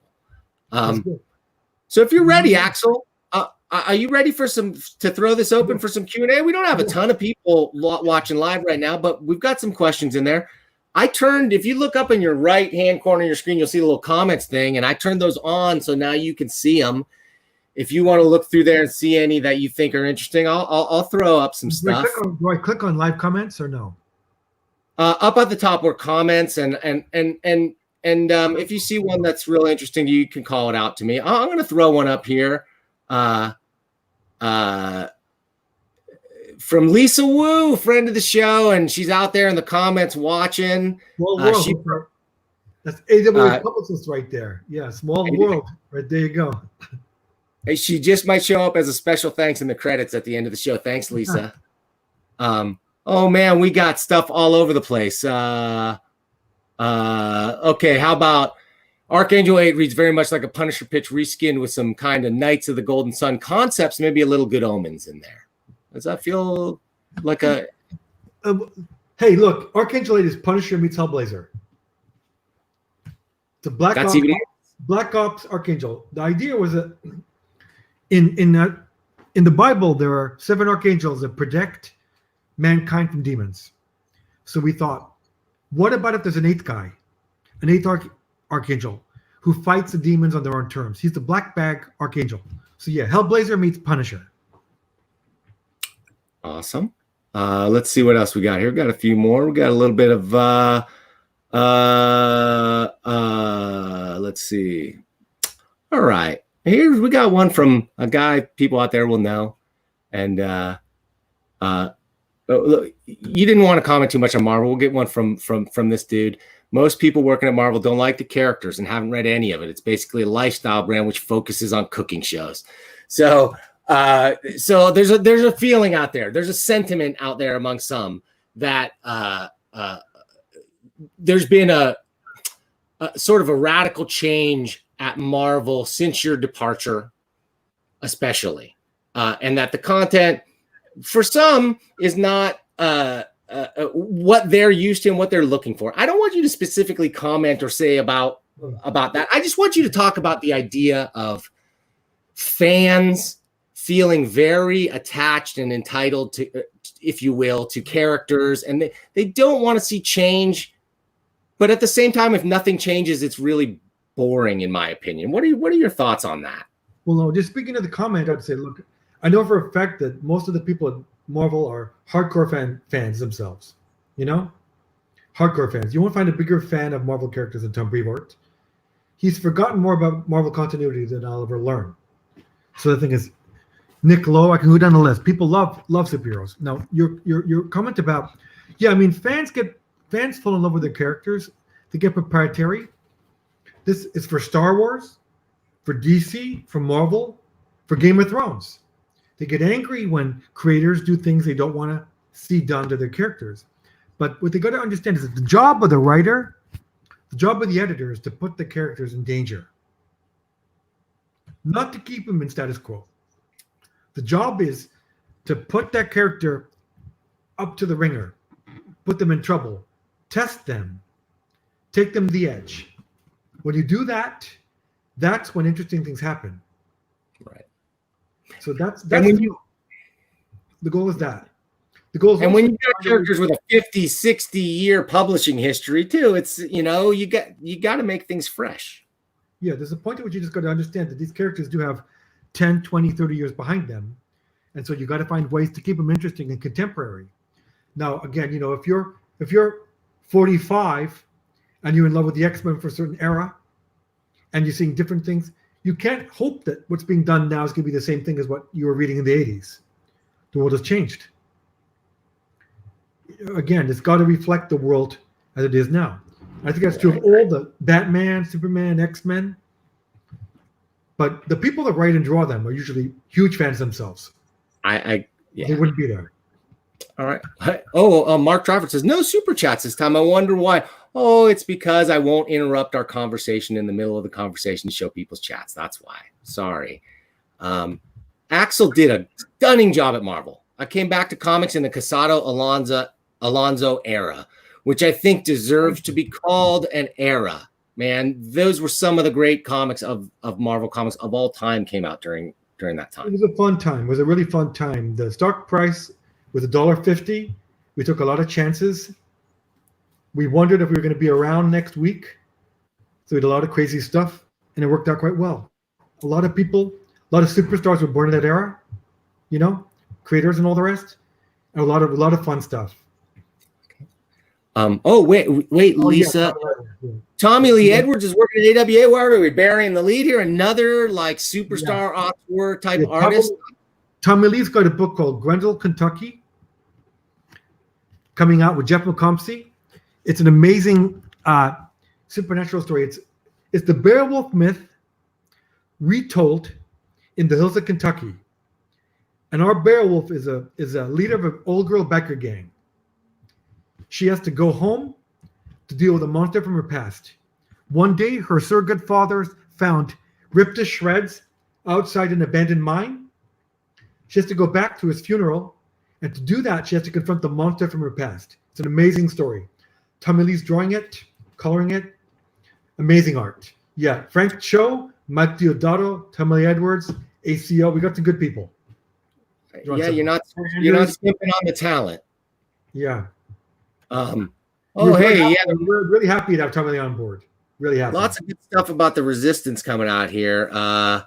Lisa Wu actually also says, hey, I'm sure JMS can see into the future. Wrote the Resistance 2 years before COVID-19 global disruption, the chaos we're in now. That is pretty prescient stuff. Oh yeah, any stuff that that's going to come in the later issues that he's predicted that like maybe have already come true and sort of like stuff that?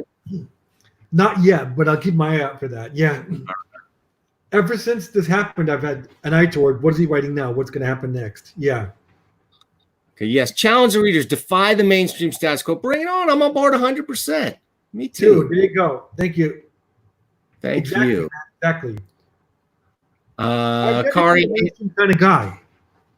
Again, some of my tastes are mainstream and some aren't.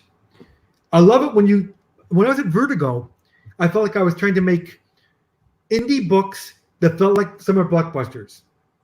At Marvel, I was trying to make indie books or summer blockbusters that were real indie books.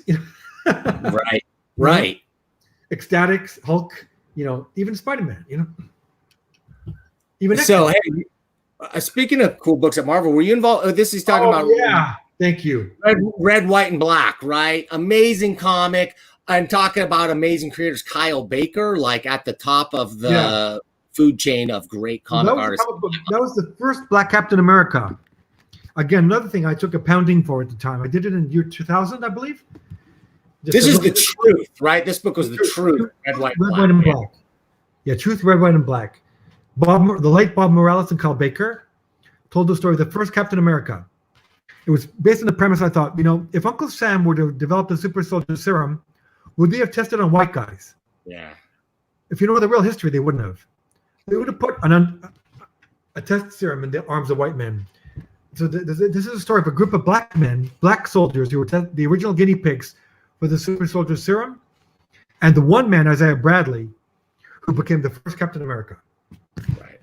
So again, there's rumors in the air now about a movie and all the rest, or TV or whatever. So we'll keep an eye for that. That started in the year 2000 when I was at Marvel. Very proud of that book. One of my favorite books I ever read. Yeah. Yeah. Kyle Baker, talk a little bit. We got to segue to Kyle Baker for a second because what's your feeling? Genius level creator. Yeah, unlike almost any other in the industry right now. Amazing writer and artist with amazing perspective. Yeah. Hilariously funny on top of like amazing design chops and everything else, everything in between. All right. Okay, Axel, Rawhide Kid. Why'd you choose that particular character to be a homosexual? What traits did he have that you choose? Seriously, I want to compare from your interview with that hip hop YouTube channel was. So talk a little bit about Rawhide Kid. We didn't touch on that. Yeah. Rawhide Kid came about because I was looking at the Rawhide Kid, reading the Rawhide Kid comic books, and I noticed that he never stuck around to make out with the girls after he saved the day. So I called John Severin, who created the Rawhide Kid back in the 50s, and said, hey, John, we're thinking of doing the Rawhide Kid. We're thinking maybe he's gay. And John said, you know what? I always wondered. So we did a comic book in which the Rawhide Kid rode into town. It took the Western paradigm. The cowboy rides into the little town that's being victimized by desperados, and he beats up the desperados. He saves the town. He wins the hearts of everyone in town. He reunites the sheriff with his estranged son. He saves the day. And we play with masculinity in the book. It did very well. I remember it sold decently in my store. It wasn't a huge smash, but it was definitely a far out a concept that just hadn't been tried. Something you wouldn't see, especially wouldn't expect to see in the mainstream book. At the time, it was the best-selling Western in like 20 years. Yeah, because of the hook. Because we got a lot of press. Right. Out of it. The day that the news broke, I was on Nightline. Stan Lee was on Crossfire. It was crazy. Everyone was on TV. I guess we had a column in the New Yorker about it. The New Yorker Talk of the Town had a big article on it. It was everywhere. Isn't it funny to think how relatively what a short period of time ago that was, but that was such a big deal. Whereas something like that would not make a much of a ripple at all. I don't think right now. No. Comic books have become, a lot of more inclusion and representation than before. Not as much as it should be, but enough. Okay. Got fans here. Yeah, go ahead. Sorry. Mike loves Bad Mother. I sent him the scripts with a lot of trepidation because he's used to doing Wolverine and Hulk and Spider-Man and the Resistance. I sent him Bad Mother. I said, what do you think of this? I sent him the script from issue 1, and the full outline for the series. And he read it, and he said, "Oh my God, I've got to draw this. I've got to draw this." Okay, very passionate about it. I got a real specific question here from Sequential Geek.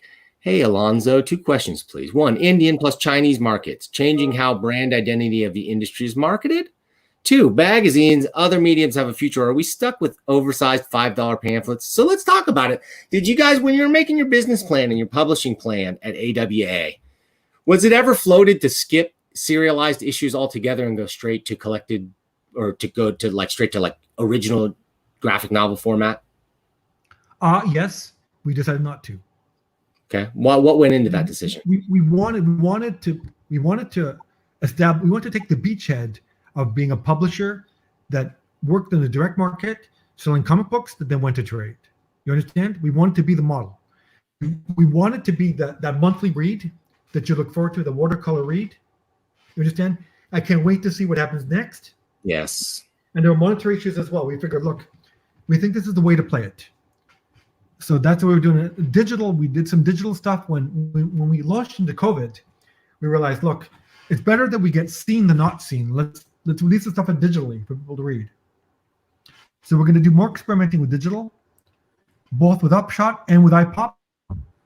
And we'll be researching ways to come up with new formats. Whatever the comic book stores will sell, we'll sell it, you know? Yeah. I really think there is something to, you know, the industry swung towards trades a long time ago, back when I had my store. And I really think that there was something lost in the not focusing back on getting people into that store every month, because they're so excited to get that new issue. And there's just something to that immediacy of the connection with the fans that I think is really more or less. We wanted to become watercolor reads. You understand? We wanted, again, to reach people to go to comic book stores with some money in their pocket, $20-25 to spend, you know, and they pick up their issues. They're selective. Let's give them some options, you know. Yeah. Okay. Some general. See a Fight Girls by Frank Cho, maybe they'll say, "I want that." Right. The Resistance, Bad Mother by Diodato, maybe they'll say, "You know what? I want that." And then we have a trade down the road. All the better. Oh, okay. So hey, 3-time Eagle Award winner. We love and respect you, Axel. I still have my Eagles. I want the Eagle next year. I still have all my Eagle Awards. I swear to God. Why did you win? What books were those for? Yeah, best editor stuff. Yeah, thank you, Dave's Comics. I want the Eagle next year. Yeah, I want your vote. All right. Any advice on self-publishing comic creator about reaching a wider audience besides coming on Comic Book News? That is reaching a wider audience. Man, that's tricky. What I can say is that you're on the right track by self-publishing. Because the first piece of advice I give to people is don't wait for permission to make comic books. Fucking do it.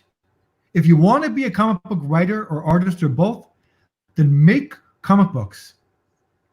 If you're a writer and you don't have an artist, hire an artist. What are you going to spend your money on? Your car? You know? Spend it on your career. Spend it on your dream. But make comic books. As far as getting out there, I mean, like I say, it's just, you got to be, luckily these days, you don't have to put your comic book in an ash can to send to editors. Get it online. Do something good. Get noticed. Be good at what you do, and people will notice. Editors are always looking for talent. And especially with artists. If you're a good artist, someone will find you. So is it easier or harder to get talent for a comic book company these days when there's so many self-publishing and Kickstarter, crowdfunding options, and everything else for an individual creator? Has it become more difficult than in previous days?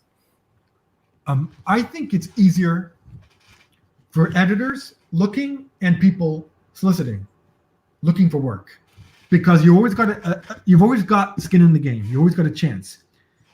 If I was an artist, and when I got into the industry in '93, people would send art samples. You get an envelope and rip it open, and it'd be a bunch of color photocopied pieces of art stapled together. Someone had gone to a Kinko's and spent $30 to do a color copy full thing and then staple and send it over, and I might not have the time to look at it. Right. Nowadays, I click on a link, I get a full story, I scroll through. On my iPad, on my home screen, it's a lot easier for me. It's a lot cheaper and easier for you to get the stuff out there. What you got to do is you got to find out who are the people I want to work for and with. Who are the editors? Who are the publishers that are doing books that I think would like my stuff? Because they're very different. Different editors and different publishers have different tastes.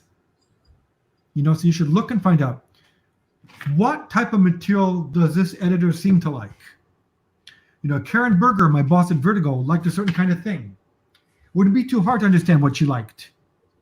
To know if you're a certain kind of artist, she might like my work, or I'm really good, but I don't think she'll like it because my style is very different. Know your audience is the way to go about it. Okay. But you're already on the right track by doing it, not waiting around to get paid to do it. Great advice. I think that's great advice for almost anything you want to be, right? Fake it till you make it. Make it happen. Yeah, do it. Right. If you want to do it, you should be doing it. Truth is Awesome, Alonso. One of the books that got me back into comics after a hiatus of 10 years. Then you and Quesada, Jemis, and Buckley entered. It was awesome. And then from like 2000, 2004, it was this new Marvel era, mini renaissance that was not just occurring with Marvel. Please elaborate this zeitgeist phenomenon. Why so short-lived? The zeitgeist phenomenon refers to what? If you could back up again? I guess he's saying like that not only were Marvel books in that era really good, it just seemed like books in general during that time, there was just something creative happening in the industry. Well, I think the 2000 to 2004, for me, I would say that part of the thing was that we had nothing to lose. We came in as a hostile takeover. What happened before? The stock price was $1.50. We honestly did. I had people telling me, why are you going to Marvel from DC? Why do you want to go there? You don't know what's going to happen there. And I thought, you know what? I want to go because the Marvel characters are too cool and there's a revolution. I can't believe we're not going to win if we do our jobs. So right. I went there. But I think it was that we hit the ground running and we took chances. And we caught the right talent, from Grant Morrison on X-Men to Straczynski on Spider-Man, to a lot of people transitioned. We made a nice environment for people that didn't have it. There was no place at Marvel for people like Peter Milligan, you understand, and Richard Corbin before. No one said to Garth Ennis, do an R-rated Punisher. Right. So it was really taking advantage of the talent pool and the opportunity that worked more than anything else. And so during that time, the Ultimates and Millar and Hitch, So talk a little bit about those guys, because in my mind, that's one of the most important Marvel comics of all time, the Ultimates, right? Like the Ultimates is one of my favorite superhero comic books of all time. Just ever, right? Yeah, me too. Me too. Yeah. Talk about a little bit about, if you think, because to me that informed everything that became the MCU, the Marvel Cinematic Universe. Without that book, we might have an MCU, but it would look a lot different and feel a lot different. Well, you see, what it came from was giving the creators the latitude to think outside the box, to look at the archetypal characters through the lens of the moment, of what's going on now, and not to be constrained. So Mark was given the latitude to imagine a Bruce Banner the way that he was in the Hulk. The fact that Captain America could be a bit of a smarmy prick,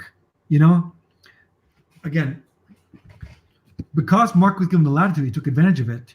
And it was also Brian Hitch ascending to the height of his powers. So again, it's lightning in a bottle is what it came down to. But you're right. Samuel L. Jackson read the Ultimates and wanted to be in the movies. It's one of those books that I would give to people. I would give it to lifelong friends who I knew loved action movies and everything else, who I could never get to read a comic and enjoy it. And I gave that book. I would give it to them, and it was like, yes, this is everything that I've ever wanted to see in like a comic book. I didn't know. It was completely accessible. You didn't need to have read anything before it to understand it. every character was introduced in a way that you understood who they are. Not in caption. Steve Rogers was injected with the super soldier serum in 1946. No, it's just like, check it out. There's a dude dressed in red, white, and blue with a shield. Figure it out. Look, this guy just turned green and smashed stuff. Figure it out. Well, and the boiling down of those characters after so many years of continuity back to their essence. And again, it's all execution. If that had been done by any other creative team, I don't know what universe we live in now, right? Yeah. Comics wise or movie wise, from that stuff. Amazing. It was an extremely important book. The Ultimates is a masterpiece. Yeah. And speaking of that time period, though, we didn't even talk about, Bendis, Maleev, Brubaker on Captain America. Some of the greatest genre-defining. I think Ed Brubaker, to me, is the most underrated of the writers of that era. I mean, not that he didn't get, lauded, but tell me a little bit about the Brub. What was your involvement? Did you? Yeah. Well, I mean, I knew Brubaker from Vertigo, so it was, big in bringing him over. What I knew was I felt that Ed was being inhibited at DC. There was too many obstacles in the way they were putting together books. So I thought if you give him the latitude to tell an arc with some freedom. So we talked with him about the idea of the Winter Soldier. He loved it. And then boom, he owned it. He had the latitude to tell an epic, and tell it the way he tells the story. Yeah, a lot of people, Bendis, Brubaker,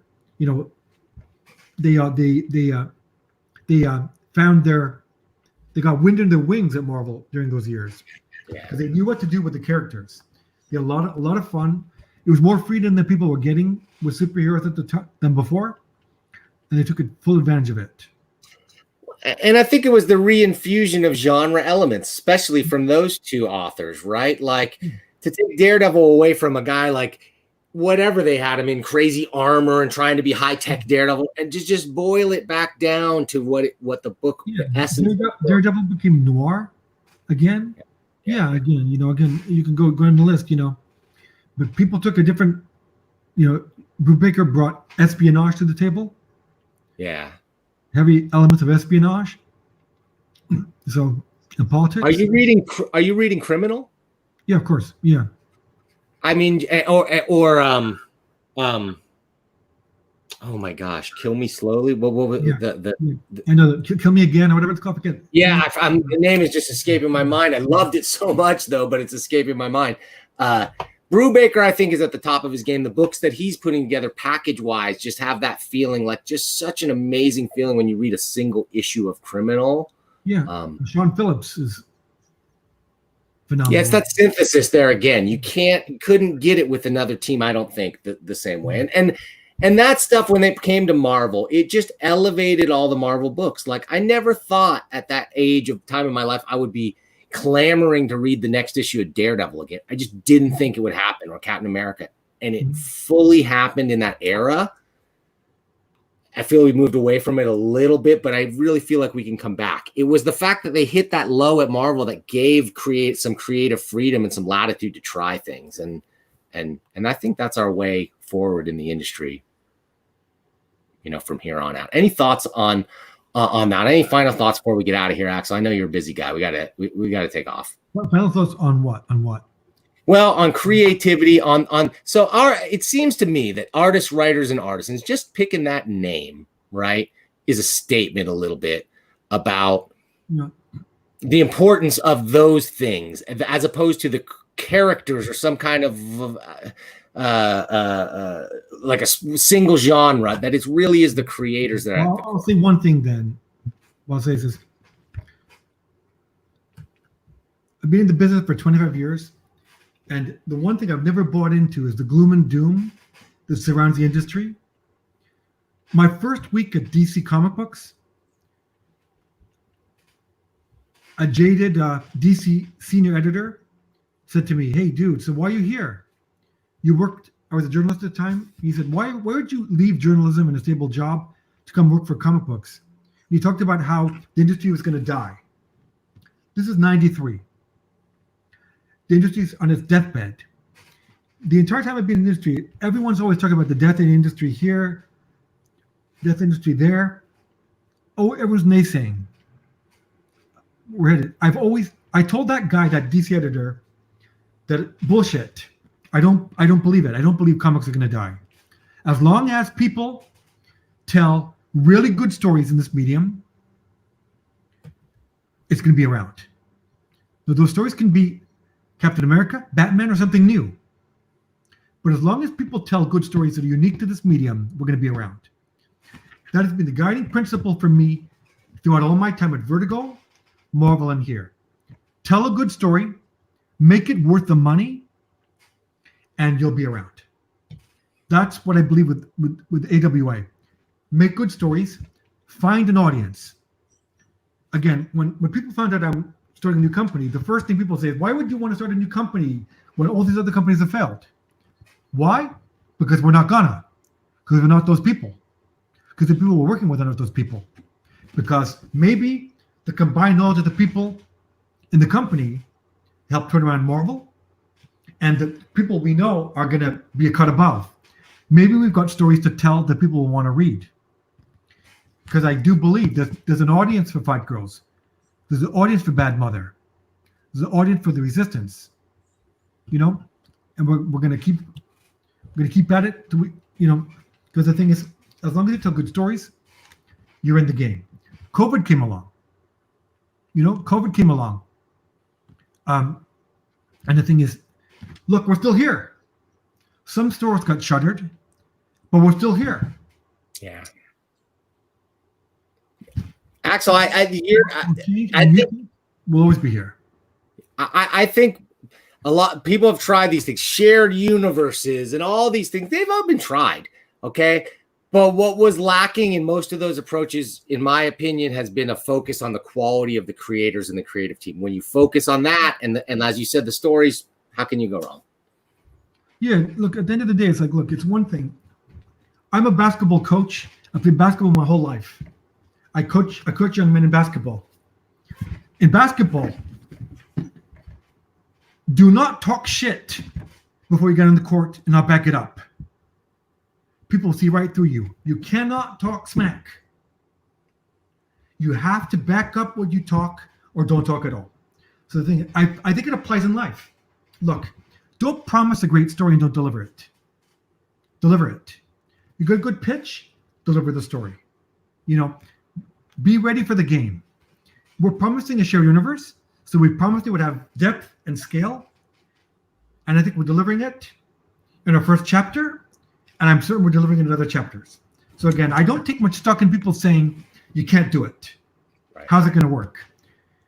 The same people were telling me that the first week at DC comic books. Why did you come into comic books in the first place? This industry is going to be dead. What are you talking about? When I went to Marvel, everyone was like, Marvel's going to be dead. Why did you go to Marvel? Marvel didn't die. You got bought by Disney.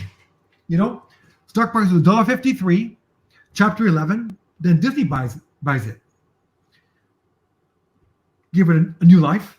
So again, the thing is, it's one of the great business comeback stories to me in history after the lows Marvel went to. And what's amazing about it is that it was driven by great quality art. Right? It was like that company got saved by the art that you were a big part of delivering, Axel. And a lot of people were involved on a lot of different levels, and they made the right decisions at the time to make the industry leader, be the industry leader, and deserve it. And then a lot of people built the studio, and you ended up where you need to be. But at the end of the day, it's like, look, comic books are an amazing medium. Though they could tell any kind of story. Why limit yourself? My feeling is like, look, everybody out there should be telling the best stories they can. If it means they really have to tell the next great Captain America story, then find a way to do that. If they got another story, I love waking up every morning looking at a blank sheet of paper. You understand? There's no rules. Our characters have no history. The only history they'll have is the history we give them. So I like the fact we're creating people and characters that I think are relevant to today, to now. Well, Axel, I would say that's big talk, buddy. I would say those are big words, but man, you've got a track record that shows that how to pick winners when it comes to editing and putting together comics. So I thank you for the work that you've done here and for making time today. I appreciate that. Yeah, I appreciate that. Like I said, the thing is, I feel I've got a track record, and I've got wonderful connections and people that I know and trust, and in turn trust me, that want to work with me and want to work with us. And that's why you're seeing some of the great stuff we're seeing here. That's why you have that glorious Corey Andrews cover behind you for Zombie Killer. You know? Yeah, exactly. I really appreciate the retailers that bought in. We had a wonderful, even in COVID, our launch books sold very well. We took the beachhead we wanted, so we're marching forward very happy. So I want to thank the retailers and the fans that took a chance on us. We want to earn that trust month by month, all right? Your thanks to those retailers is going to be having those books come out on time like you promised, with the content that you created, and selling the heck out of them. And so, well, that's like I said, the thing is that we're not soliciting until we have it in the can. So like I said, you know, if you're skittish about a book, understand that we're not going to solicit the book until we know we've got enough done or the whole thing done, so there's no way it won't ship on time. And since it's creator owned and people got stake in the game, I can't. ACO's American Ronin. No one can draw issue 5, but ACO. He's a co-creator. You know. I'm glad you brought that one up, because Lisa was saying, please talk about American Ronin just a little bit, please. ACO is the visionary artist that did Nick Fury at Marvel with James Robinson. He's like a 21st century Steranko. One of the most beautiful books I've seen in my life. Amazing. Peter Milligan. Oh man, I'm looking forward to that one too. About genetically enhanced James Bonds at war with one another. The genetically enhanced super spies at war. And these guys would mop the floor with James Bond. They're that tough and cool. Well, what's not to love about that? Yep. Axel, thank you very much for taking the time. I know you're really busy. I'm going to say a couple words and roll the final credits. If you've got time, stick around and I'll join you. We'll talk again in a second in the back room. If you got to go, I understand, but I'm going to pull you off now. Yeah, before my wife kills me. It's 1 o'clock. Okay, I know. Yeah. I'll keep it quick. Okay. Thanks, everybody. Hey, thanks, Axel. Thanks, everybody, for watching, right? That was Axel Alonso. Man, this guy's got a track record. He legitimately made some of, I think, the greatest Marvel comics of all time, and just some of the high water marks of comics. If you haven't read some of the Marvel Max or Startling Story stuff, and you may not have because it's not all in print, do yourself a favor and seek it out and look for it. Look for those Richard Corbin's Azzarello series. Can you imagine a more interesting team than that? I don't know. I can't. So anyway, I got to get back and talk to Axel a little bit. But before we go, I want to talk about next week. We got a really cool show. I'm really excited. We're going to have Peter Bagg and Noah Van Sciver, and they're both going to talk about what it means to write nonfiction comics. If you watch the show, you know that Peter Bagg is my all-time favorite cartoonist, and I'm a recent convert to Noah Van Sciver, but I've been reading some of his books, and they are fantastic and really fun. I can't wait to have that conversation with them next week and to see all of you there. So thanks for watching. We will see you next time. Thank you again to Axel Alonso and AWA Studios and for making this possible. Go out and read some AWA books. You're not going to regret it. Thanks for watching.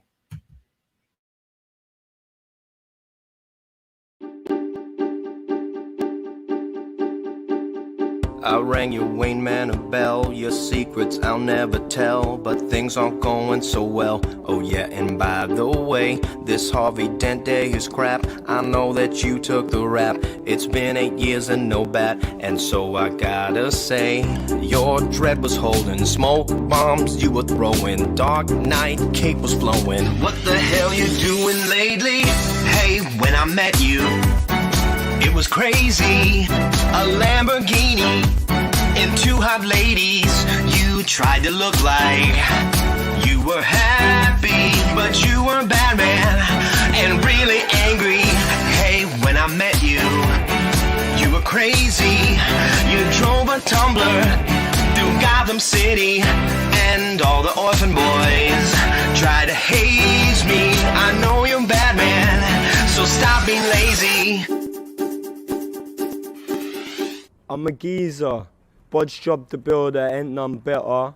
So cool gangster, I'll put trees in your cellar. I a napper popping bottles. What's good, fella? You play the decoy, I'll take food from the cellar. Top lad, oi, oi, oi, oi. Oi, girl, what's your ploy? That man's your boy, I'll slap, man, way too coy. 3 lines, real McCoy. Your EDL, real English boy. St. George's flag, Doc Martens, boy. Call her slag, but don't mean it, boy. Don't ask, don't get. How you get nice things? Life moves fast, roundabouts and swings. Swings and roundabouts, you're round, my kid. Grass ain't always greener where the other side lives. Nothing great about Britain.